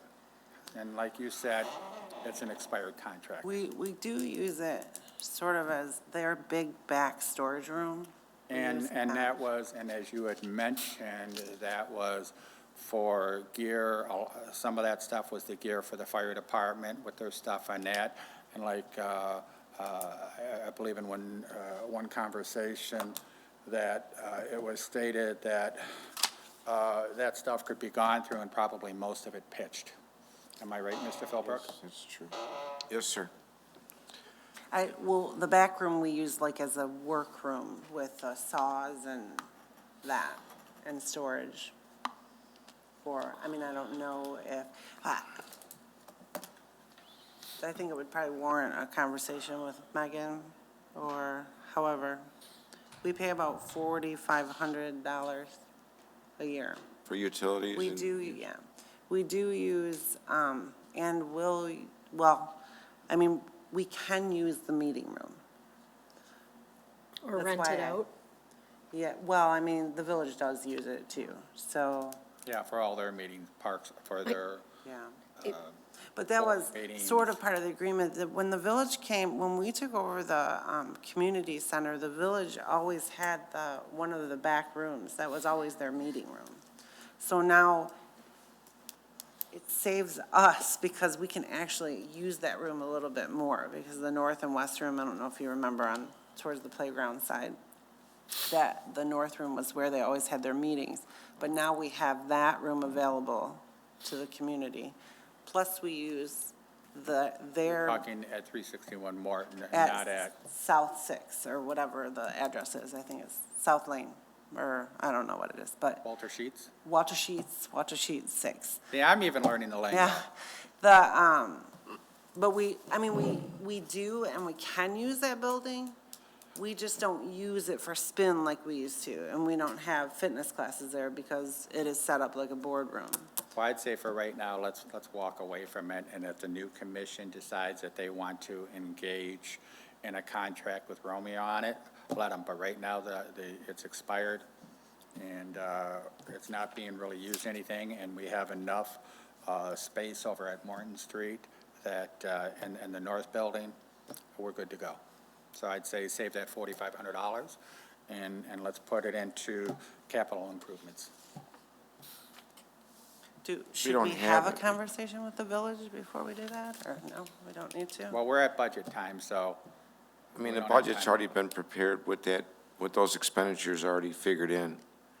I mean, I agree, maybe let the new commission figure it out, but why not leave things set in place the way they are right now? And if they just so choose to terminate the lease or the current agreement that we have with the Village of Romeo, then let them do it.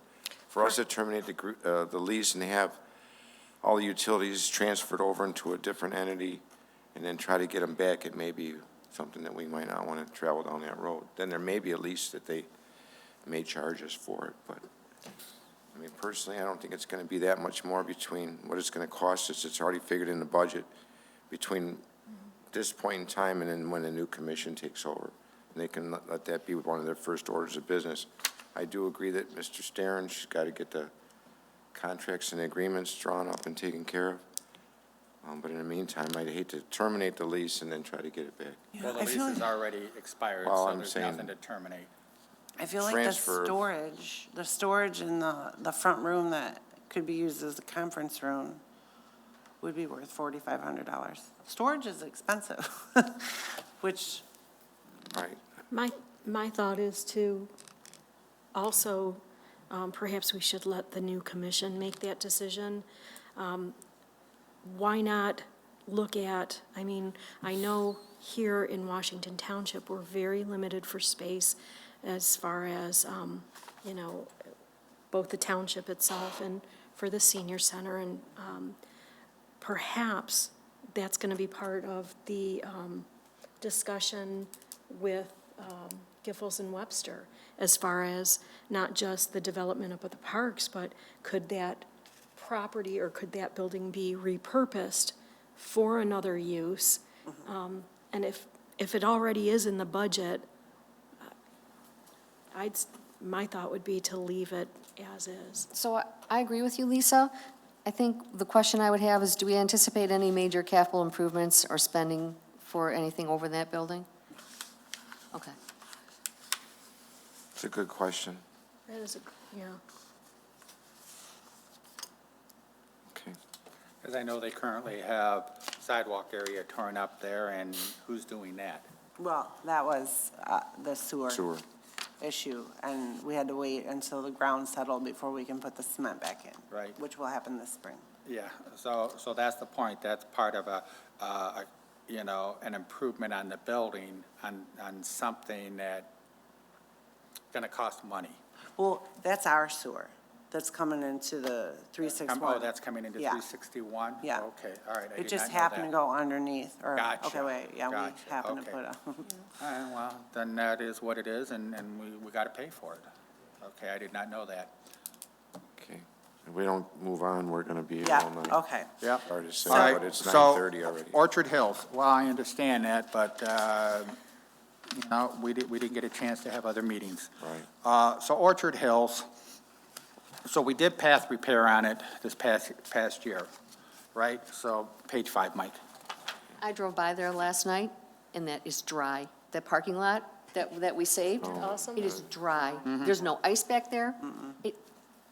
It looks That big. was amazing. That was an amazing fix. Yeah. That was wonderful. We did, we did a lot Well of worth work. That the was- money spent. Very much. You're welcome, who? Was it Yeah, you? you're welcome. Thank you. You guys did a good job. So The- the path repair that was done in Orchard Hills, I mentioned this right after the path repair was done, that all the cracks, they had huge gaps in them, and you were going to get a hold of I total did, asphalt. and I went out there. But Man. they weren't that sunk in, but I'll go out there again this spring with them, and we'll walk it. Or now. Yeah, and I can meet you out there this week if you Okay. want to go over there and do it on Wednesday after I sign checks. We can meet them over there, but they did do a Definitely good be job. good to have Bob from Toll out there at the same time if you're gonna Well, walk. that's who, yeah, I'll call Bob. Okay. Because we've done a lot of improvements to that park. I mean, that park was in shambles for years. No, not shambles. Yeah, the basketball court was not usable, the path, the water, stuff like that. That's what I mean in shambles, so yeah. Okay. So moving on to page 6. We have, this is where we have the facilities, the Washington site, the Romeo site, and then all of the other parks and fields. The Washington Park, well, this last year, we split. We used to put all of the park expenses into one account. This year, we took it a step further. We split it between Washington and Bruce. This coming year, we will split it. I just don't, well, I have the split figured out, but more like a percentage from it. Because what I would like to do is get to the point that you can look at it and say, okay, Orchard Hills Park. Right now, what we do is we take, and we can do it in the background, like when we print out our GL. I'm not sure if the best idea is to put more numbers on here, unless you guys need to see it. Like normally what I do is I go through, and now our accounting department is actually putting it so we can simple sort. I mean, it took me forever to do the Excel thing to sort through because they're not putting keywords, so. So I don't have anything I need to add, but 160 is the estimate. We are under right now, we're probably at about 150. I just put it as 160, and I know that you're gonna go through the contracts, and we'll have the exact amount, and this year what we did is a check sheet. So every time a bill would come in, we'd check it off, and we didn't go over in anything. So that worked good. so we have the pool on there, and then Jim, The pool. did you want to discuss that at all, Dan? The which one? I'm having a hard time hearing you. This pool, the gym, Well, I'm still back, actually, you're on page 6 and I'm on page 6 and they're not matching. Oh, okay, the pool on there. Yeah. I'd actually like to go up a little bit. Well, we definitely want to talk about the pool, but talk about the parks in Washington and talk about the parks in Romeo. So currently, the commission, Parks and Rec, is paying for Aikman Park, okay? And Washington Township needs to get off their butt and figure out what they're going to do with this park. It's either a park, they're going to sell it, whatever, but we shouldn't be cutting it when they haven't made a decision. And I'm part of that board, and shame on us for not doing that, okay? So I'm going to yell at myself, too, that we're not moving forward with this. Are we going to sell the park, or are we going to sell that property? Are we going to sell it on 29? Are we going to sell it on Van Dyke? Or are we going to turn it into a park? Because I've seen that discussion go on since 2015. I went through all this stuff, and I know you've been dealing with it for a while. Why should we have money in there for something that these guys don't know what they want to do with it? They need to make a decision. So I will be pushing that in a meeting upcoming, because that's not fair to this commission, to Parks and Rec, to be paying for something that you really can't use, you know? So I'm trying to champion now for Parks and Rec to say, hey, we shouldn't be paying for this stuff right here, okay? There was progress, at least last year. The house was torn down and it's all prepped and ready. But now if it gets turned into a park, so what the board said is. The sign says, it says future park. I know, but the board has never made a decision. Right. Okay, and there's been years, so we're now 9 years worth of discussions of, yeah, we're gonna sell the property. And it's like, well, it's now at a point that, I'm sorry, 3 months is enough time to make a decision like that, make a decision and move on, because you shouldn't have to deal with it. Yeah. All right, that's my point. So that's Aikman Park in Washington. Now I'm going to look at Romeo Lions Field and $6,000 a year to maintain Aikman Park as of our last year's maintenance contract. again, that $6,000 we could use for development, right? You know, if we can find a little bit of money here, a little bit of money here, a little bit of money here, you know, that's how we balance budgets and that's how we grow. So the Romeo Lions Field, how much do we currently spend on that? We spend about, well, $7,152. $7,152. I'm not sure what the benefit is to the community as a whole. So, we need that field. Right now, we've lost Indian Hills, as the schools are adding on to each elementary school. We're losing Indian Hills, and we will lose Croswell, a field at Croswell, for use this summer. So we definitely need that field this summer. It is not the best field out there, but we use it for overflow and practices. But, I mean, it might have to get to the point this year that we have to put some games out there. Because Parks and Recreation with Washington Area Baseball and Romeo Girls Softball, those are the two volunteer rec clubs that cover this area. And they put permits in, Lynn puts them on all the fields, get them settled. And then there are the other groups that come in, more of like the travel, and come in afterwards. Still our residents, but they're going that one step further. They're past the rec. Okay, so. So we use it. All right, so just in my mind, to help me understand, please. So at Washington Park here, at Washington Lions, they rent us their park for $1, and we give it to Parks and Rec for nothing. And all residents can use it. There's no fencing, there's nothing. It's just wide open, here's the path. In fact, if you didn't know any better, you would think that Washington owns that bowl and the gazebo and everything else. We don't. The Lions Club owns that right there. But to the residents, it doesn't matter. So the residents get to use that complete property and for the cost of lawn cutting.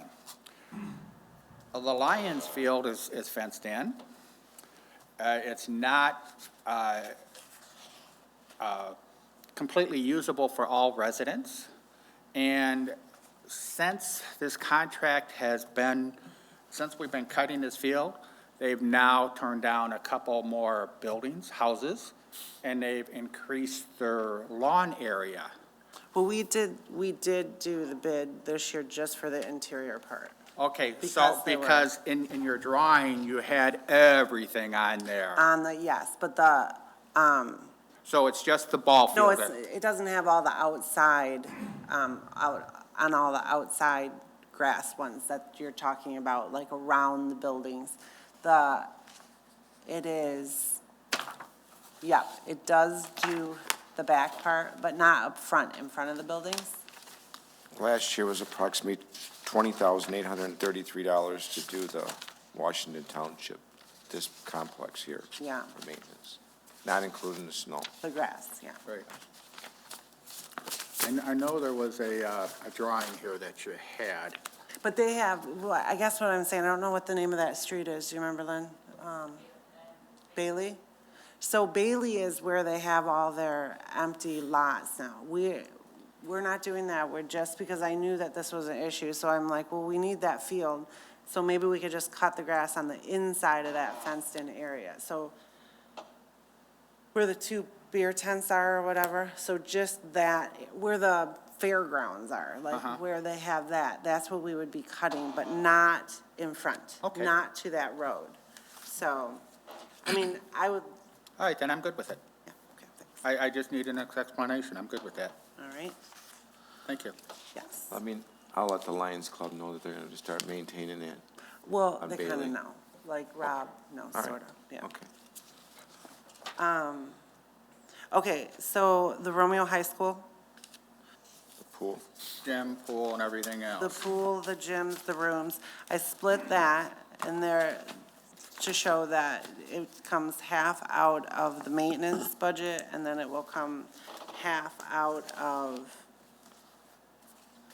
the program's overall administration.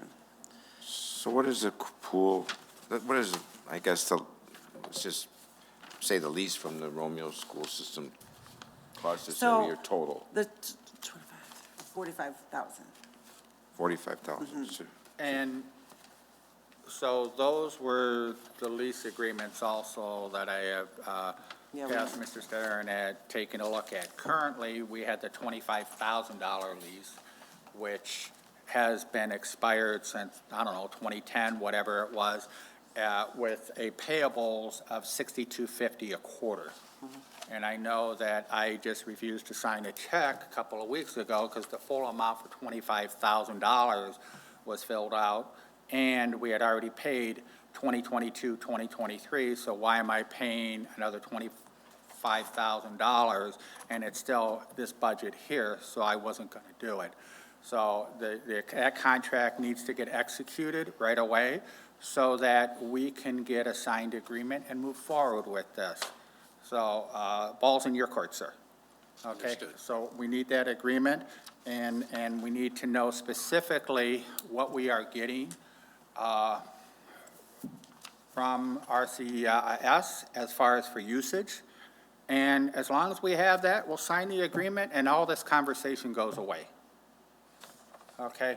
The problem is we have stuff there that's expired, and that's the thing that I look at, and I say, no, I'm not going to pay for something on a handshake. I want an agreement.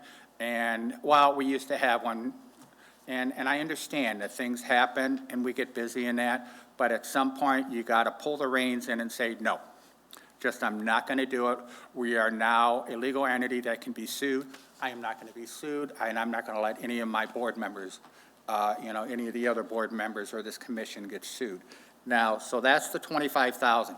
Now, the 20,000, explain that, because I know you brought that up last year, but I'm still don't know what that is, and there's no contract, and there's nothing. There's just, here, I want to give them There's your 20,000. approval in the minutes. I'm sorry? There's this commission's approval in the minutes for that 20,000 with the contingency that you guys, not contingency, that you guys were going to get a lawyer, got that, meet with the superintendent, and make these new contracts that you're speaking of. Okay, so John, can we get that contract done right away too? Work with Clara? We'll get it So moving, that, absolutely. yeah, and then Clara, as soon as we get that, would you set up a meeting with the superintendent that we can all attend? And Mr. Philbrook and I can sit down and we can sign this agreement and move forward and get rid of that discussion too. Let's move forward.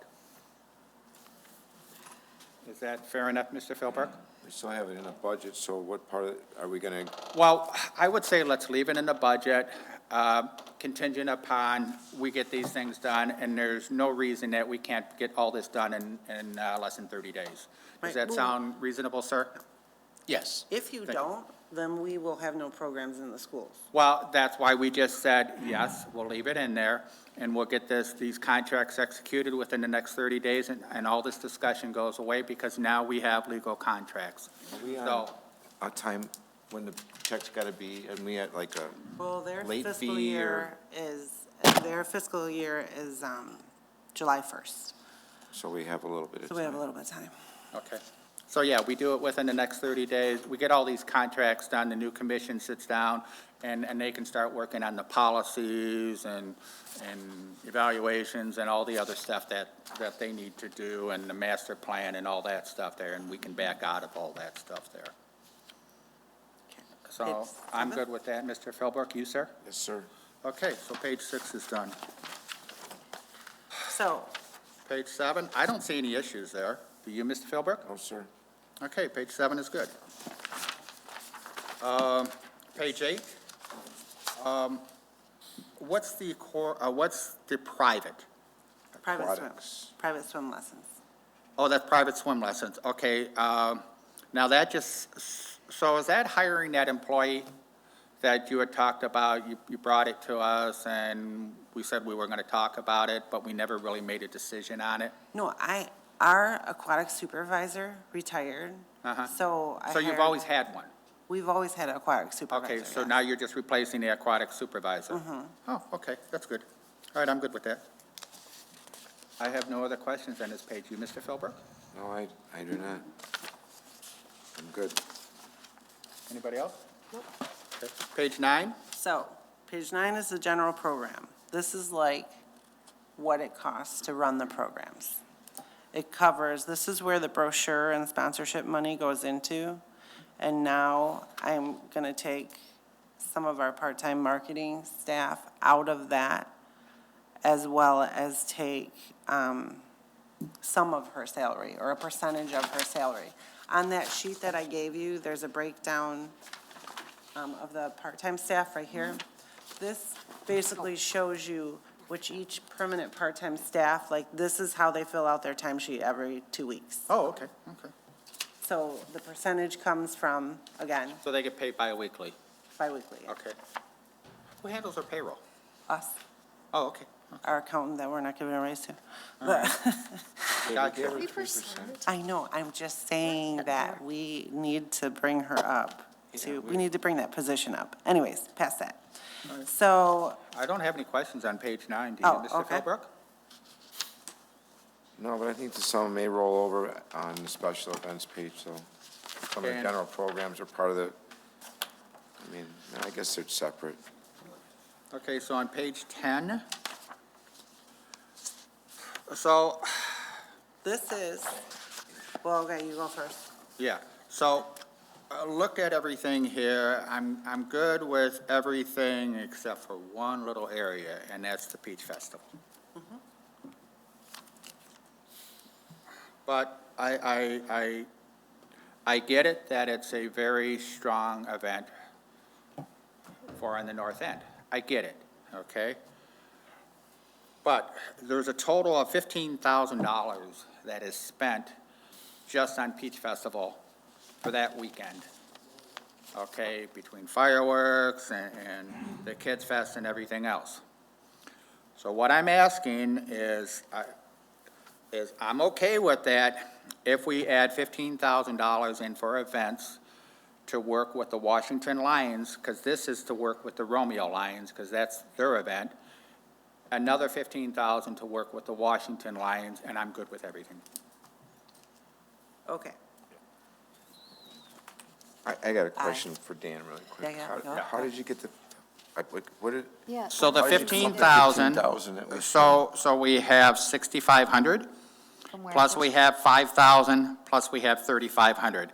You add that up together, that's $15,000. But if you deduct the revenue from 6,500, we make revenue of 8,500, so we profit 2,000 from the Peach Festival Parade that goes into general fund at Parks and So Rec. can we do, I understand that, and we can do the same thing with the Washington Lions where we can profit there. But it is, well, okay, so But we Michigan can start Peach building Fest. events on both ends Yeah, of and the community. I love the Washington Lions, and we try to work with them. Mhm.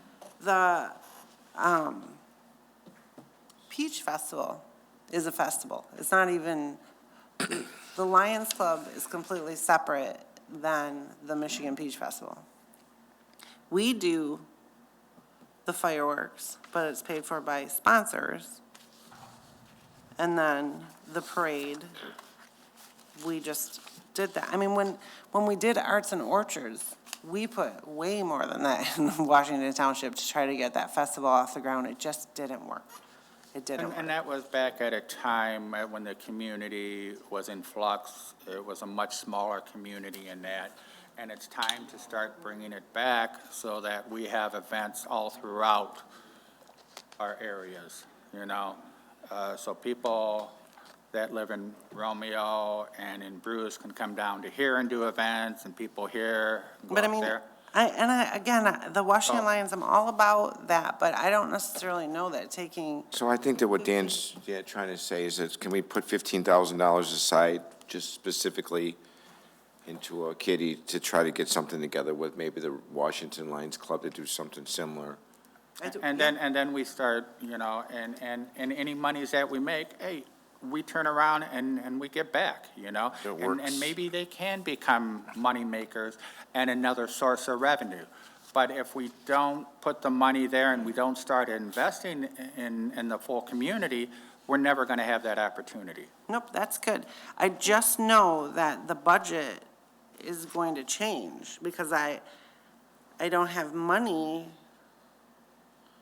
Where am I gonna get 15,000 from? You know what I mean? I gotta get, and I'll work on that. We'll work Okay. on trying to get But- sponsors. I mean, we tried doing the Winterfest with them, but they didn't really want families because it was more of the alcohol. and- I will work with the Washington Lions, you know. So we Do we- technically, can we just go on this? We don't really have a line item because we don't know specifically what it's going to go for or anything. But, I mean, if there was going to be an event that was going to be in Washington, I think that we would Work with them. agree.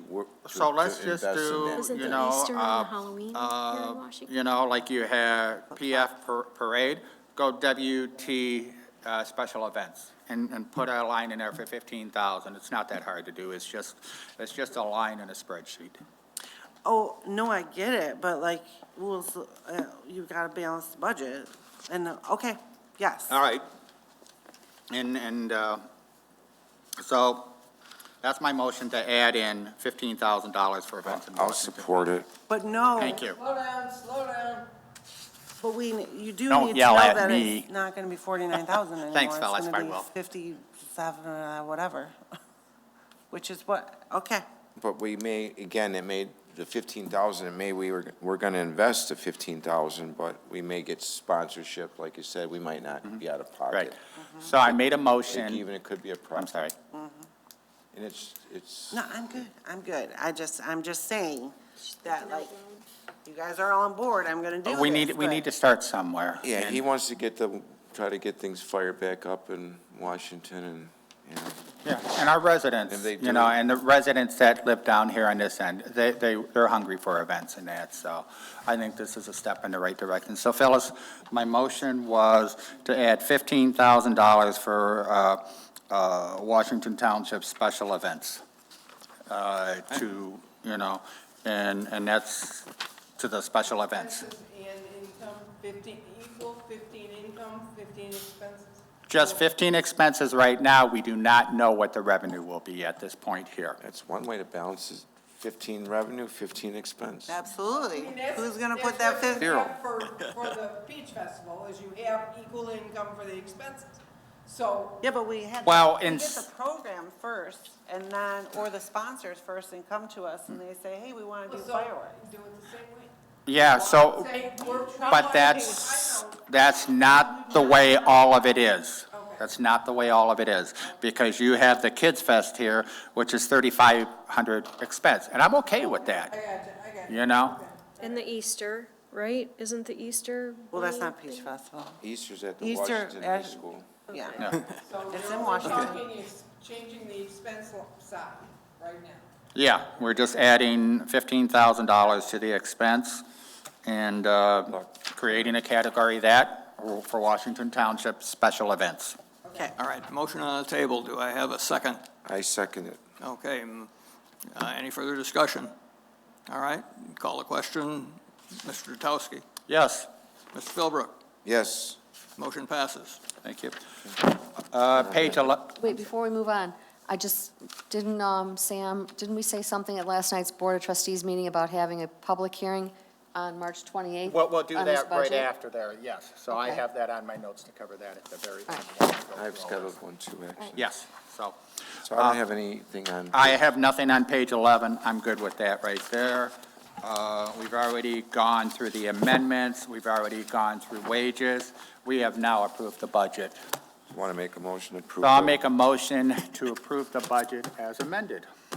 All right, motion on the table. Support. Support. Discussion. Clara, you had your hand up. Discussion. So, okay, so, just, this is all changing now, remember? So I'll go back, We so realize approve that, with yeah. the changes, Yeah, right? we So approve understand. with the Yeah. changes. Okay, okay. So, okay, so as Mrs. Olson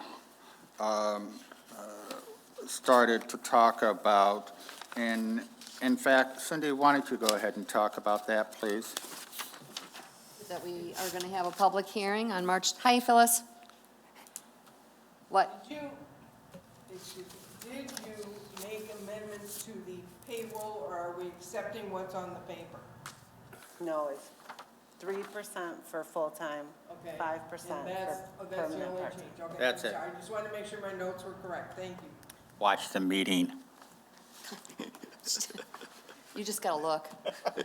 That's okay, she gives me a lot of looks. Oh. What's written here is what counts. Can't torture her 2 times. I know. But you know, it's fun to get those looks from her once in a while. So it's almost 10 o'clock. We need to Yes, move on. let's finish this up.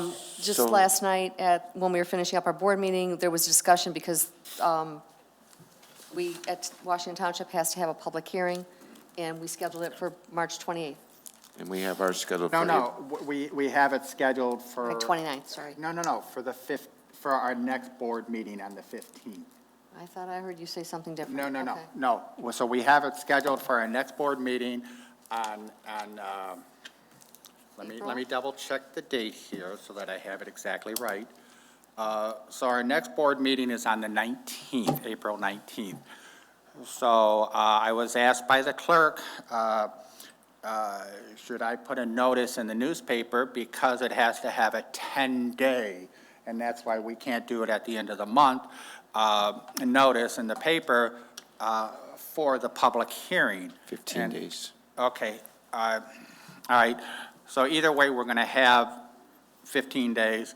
And so we just need Once we get this budget finalized, please send Mr. Philbrook and I a copy.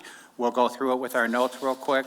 We give our blessing, we send it back to you, and then go ahead and send it to Washington Township. They can include it in their packet.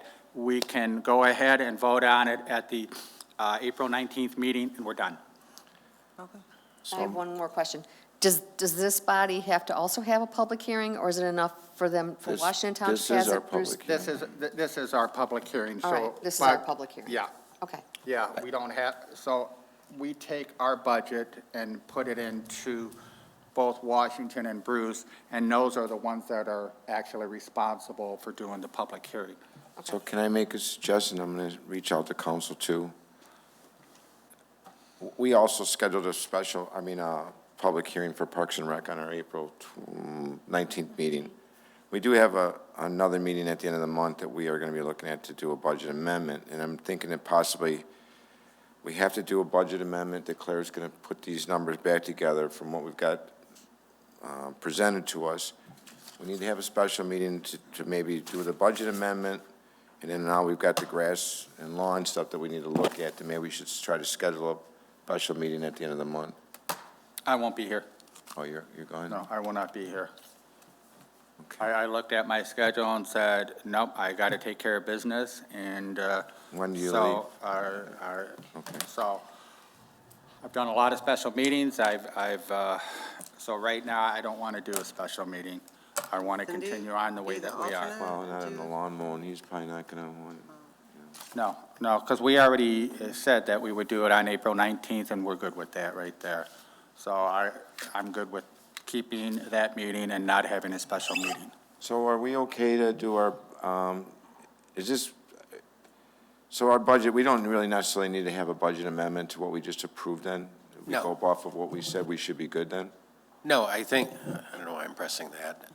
The way I understood the motion is that you were approving the budget as modified this evening. I don't think you need to do anything more than that. And currently, do you agree that both townships, since it is millage funding, that we do have to have public hearings at the townships to approve the Yes. budget as presented from Yes. Parks and Rec? And I presume you would do that in the normal course Right. anyway. We just So, didn't know now yes. that the Parks and Rec was going off kind of on its own separate entity, no longer being controlled by Parks and Rec other than being the millage, but it's the millage is the key issue there that we need to I make sure. think that's right.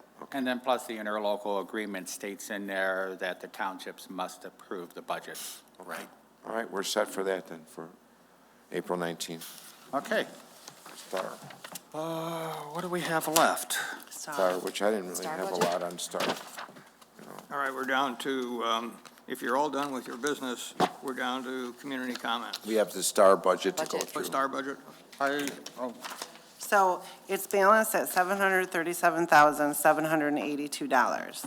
On the right-hand side, you will see the whole STAR breakdown of the fund balance, semi-similar to Parks and Recreation, but with STAR, we are at $1,521,000 in our audit for the total fund balance.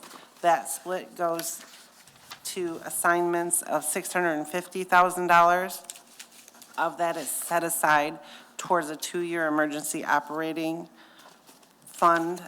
We did that just in case something happens with SMART, with our millage to get us by. Whatever happens, it's set aside there. The assigned future capital development is $150,000. Other appropriated amounts that are currently not assigned are funds used in the budget towards capital balance. This is the parking lot and the drain repair. $34,000 of the $100,000 that STAR is going to put towards the community center, parking lot and drains. We needed to take $34,000 from the fund balance to balance this budget. We also have $450,000 that we need from April through December, the same thing. We don't get our tax money till January, so we use that to survive. Additional funds for projects or for the commission to assign would be $236,000. Then it shows again the checking and the CD that's there. So at the same time that we do investments for Parks and Recreation, we would look at the same thing for STAR. So this is the budget, but then when you go to page 2, it shows you where all the revenue comes from, donations, interest, miscellaneous, the millage. We also, from SMART, we get specialized service grant, we get municipal credits, and we get community credits. Those are signed over by each township and the village to go towards the transportation system, which is STAR. It is free for seniors and persons with disabilities throughout Romeo, Washington, and Bruce. And then we go outside of the district for medical and for when we do shopping trips to Walmart or things that are outside of this area. Otherwise, we use the stores that are in this area. Millage revenue is on the bottom, and that, again, equals $737,000. So when you skip on to page 3, this is where the expenses start. It shows the director and the accountant, which I will change those amount. Obviously, I'm guessing that you would want to do the 3%. Well, it has to be for the director and the accountant. And then for our operation coordinator, she's just in a different part of the budget. The benefits and the staff overhead, Dory likes to split it up between Parks and Rec so you can see those amounts. Nothing really outstanding here. Page 3, page 4. These are expenses. This is our, oh, sorry. Did you have a question? You were going to ask about combining the salaries. Combining. So I went back and looked at the salaries and that right there, and it looked like your salary was tied into the millage, and then once I ran the numbers, it's not. No. No, it's just that STAR takes 15% and they move it over to Parks and Rec. But do they take 15 and 15, or do they take the 30%? You know, so it's just 15% total. 15% for my salary, and then 15% for the accountant's salary. Nobody else is from Parks and Rec. Okay, so you're transferring, because it was 700 and some thousand dollars was the total? Total budget Yeah. is $737,000. I'm sorry, the millage. So. Oh, the millage? Yeah, so we back out the $22,000, it's $715,000, so I'm just going to use that as an even number. So what you transfer times 23, so you're transferring, it looks like roughly $214,000 out of the millage money to Parks and Rec. Is that what I'm reading? No, and I'm not following you. The Okay. only thing we do is STAR. Like, STAR has its own millage, it's So explain to me the 0.25. 15%, that's what I don't Okay, understand. the 15% is only, like, whatever I make, So 15% off of what, though? What? off of my salary, just my salary. Oh, okay, They so. split it. Like, for my duties that I do at STAR, Parks So and the Recreation pays $7,000 or 85. whatever you get to be the director for STAR, that's, so, Yeah, it's like 15% of my, like, if you just had a director and I was paid $70,000, that would all come from Parks and Rec, right? But because I do duties for, and if they ever get split, I understand that, sure. yeah, and so the duties that I do for STAR, Transferred is 20,000. Okay, gotcha, so it's 20,000 that gets transferred. yeah. Okay, all right, The same with the accountant. okay, yeah, that's what Mr. Philbrook just Oh, showed yeah, me. Yep. Yeah, so you have 15%, which is 12,576 that Mr. Philbrook just pointed out to me, and you have 7,495 for the accountant, so a total of 20,071 gets transferred to P&R. Okay, I just wanted to understand that, that's Yeah. all. Okay, page 4. Okay, page 4. So this is the expenses, this is what it takes to actually run the department, office supplies, the office equipment, phone system, their phones. All of our drivers use smartphones now. We have a new scheduling, MediRoutes, which I think that you guys approved, so you know about that. Added legal, advertising. And then the part-time office and dispatch, that's where the salary is from that. We have about 5 rotating staff that rotate through that office, 3 to 4 on a daily basis. It's building, or since COVID, it has taken a little while to, no matter what, it still costs money, because whether there's a lot of rides or not, but the more rides you have, the more drivers you have to put on, and the more dispatch that's needed. So,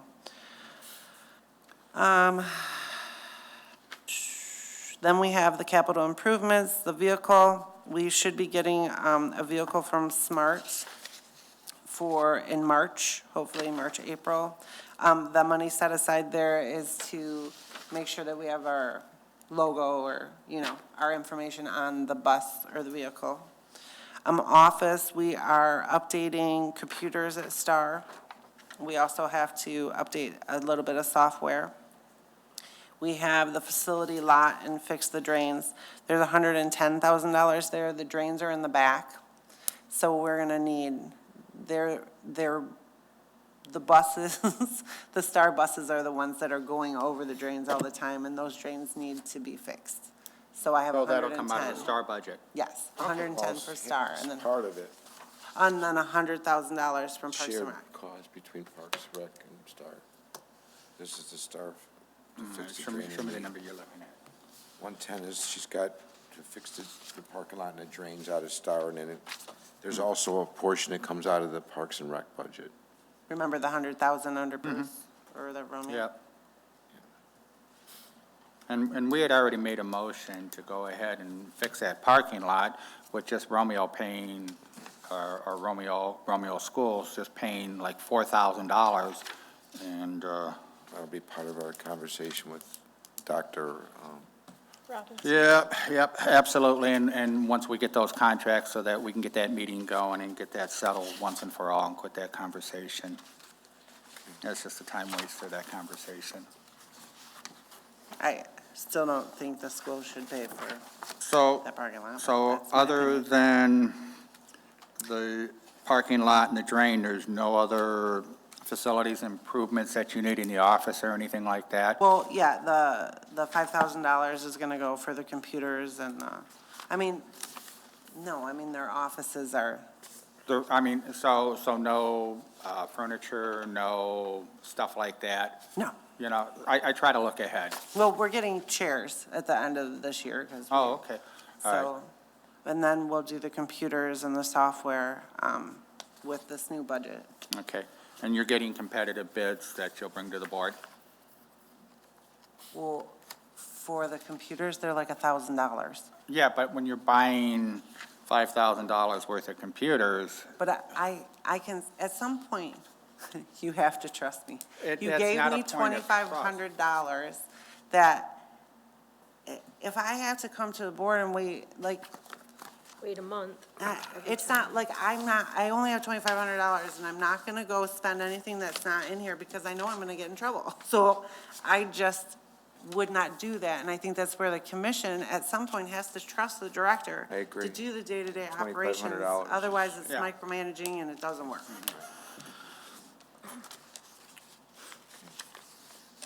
Don, you look puzzled at that. No, I'm just listening. Okay, all right. So, Because I know, and this is a little, and I know we're talking about STAR, but in Parks and Rec budget, I've been getting requests to approve $9,000 checks for something that was never brought to the commission. And what was said to me is, well, we had it in the budget. Well, the budget is just a guide. So once you go over that $2,500 limit, by your own statement, should Yeah. come back to the board. True. Am I correct, Mr. Stern? Okay. Typically, yes, that's a true statement. The fees for the dance competition are paid for by the people who are enrolling in the dance competition. So those are enrollments. Forever, right or wrong, but forever, it has been this way. The competition girls pay for it. We're just paying for the competition with their money. Should I bring it to you and ask you For sure, I can do that from now on. So I guess that's kind of a gray area in my mind, because I don't have always what's been approved, what hasn't been approved. I don't know the numbers from last year's budget. This year's numbers I do. But even so, we approved $2,500. Now, that being said, so maybe there needs to be some little tweaking of a policy written up by you, John, that says, hey, if we're going to do this and this and this, then the director just has full authority, autonomy to go ahead and take care of it. And take it out of the commission's hands and just let her, like she said, let her do her job. And in the meantime, why don't, when there's a check approval, my suggestion is, if there's something that kind of sticks right out, like a $9,000 check. Which is funny, though, because it doesn't stick out to me, because No, we've because always it's like, done it. because you've always done it. Just But because for the we're paying but for a the fee. commission. Yeah, You know what I right. mean? Well, now when So you point it out, my it only is. point is, perhaps then, as you're sending out the notification to the commissioners, the check run for approval, if there's anything that stands out like that, just look through it real quick and just add a couple of notes that say, hey, FYI, feel this like is we paid, do this that is now. program paid. Well, I know that I have asked questions back when I get the Right. bell run, and then I get the answers back. And usually, it's only been twice that I've turned down, and I've said, hey, okay, I'm good with that. Thank you for the explanation. You know, it's very simple. A lot of things can be resolved with a very simple conversation.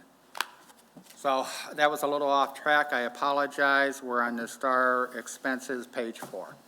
5, 5. right? Okay, 5. So this is where you see the operation coordinator. Her salary is there, which will be, That'll be adjusted. you'll see the drivers, 218,000. That's our biggest expense, are the drivers, because that's the most amount of staff that we have. Uniforms, training. I mean, once you run the 3 and the 5% in there, these numbers are automatically update. So I'm expecting to see, numbers difference there, and that's fine. Vehicle, again, we are updating, so we've got the maintenance repair. I put 15,000 in. I don't think that we're gonna spend 15,000, but, I just don't know. right, so left it at that. Be prepared. Fuel, not sure.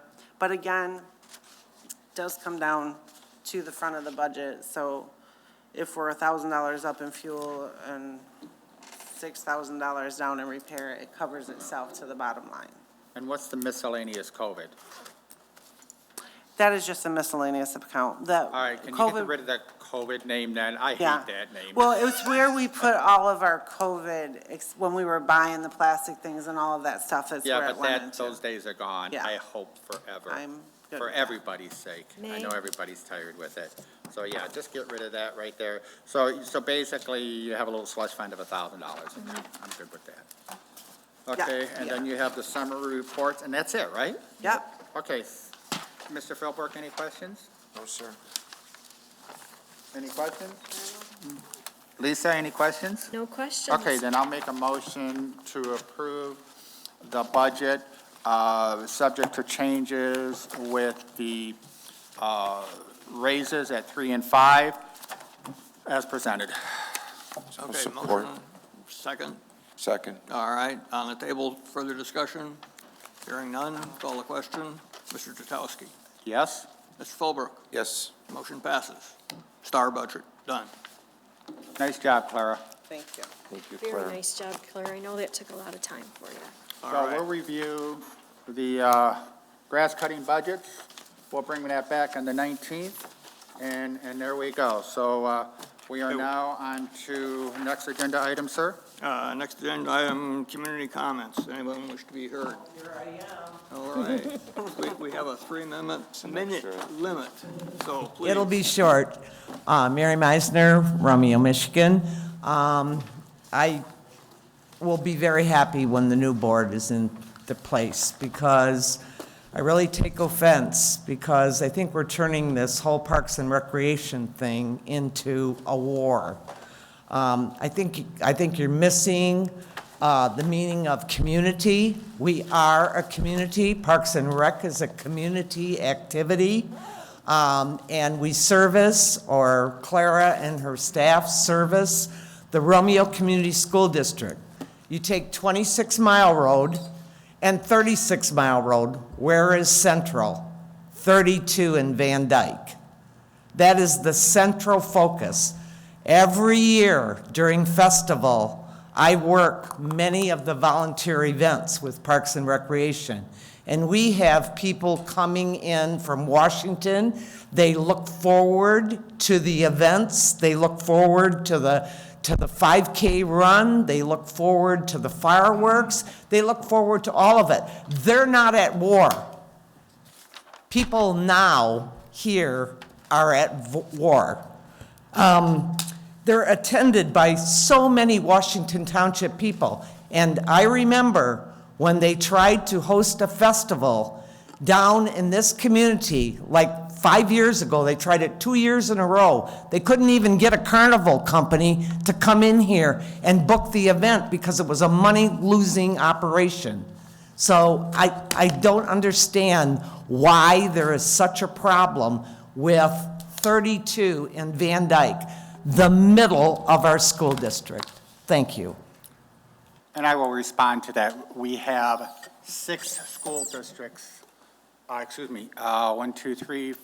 school districts within the community. We don't have just Romeo Community Schools. In Washington Township, we also have Utica, and we have Rochester. So I represent all residents. Thank you. So I represent, I'm now at the board table. End of discussion, please. Yep. Is there anyone So else? that is my response, that I represent all residents, not just those that went to Romeo Community Schools. Any other, I'm sorry, Miss. Any other comments? All right, hearing none. For the good of the district. Happening.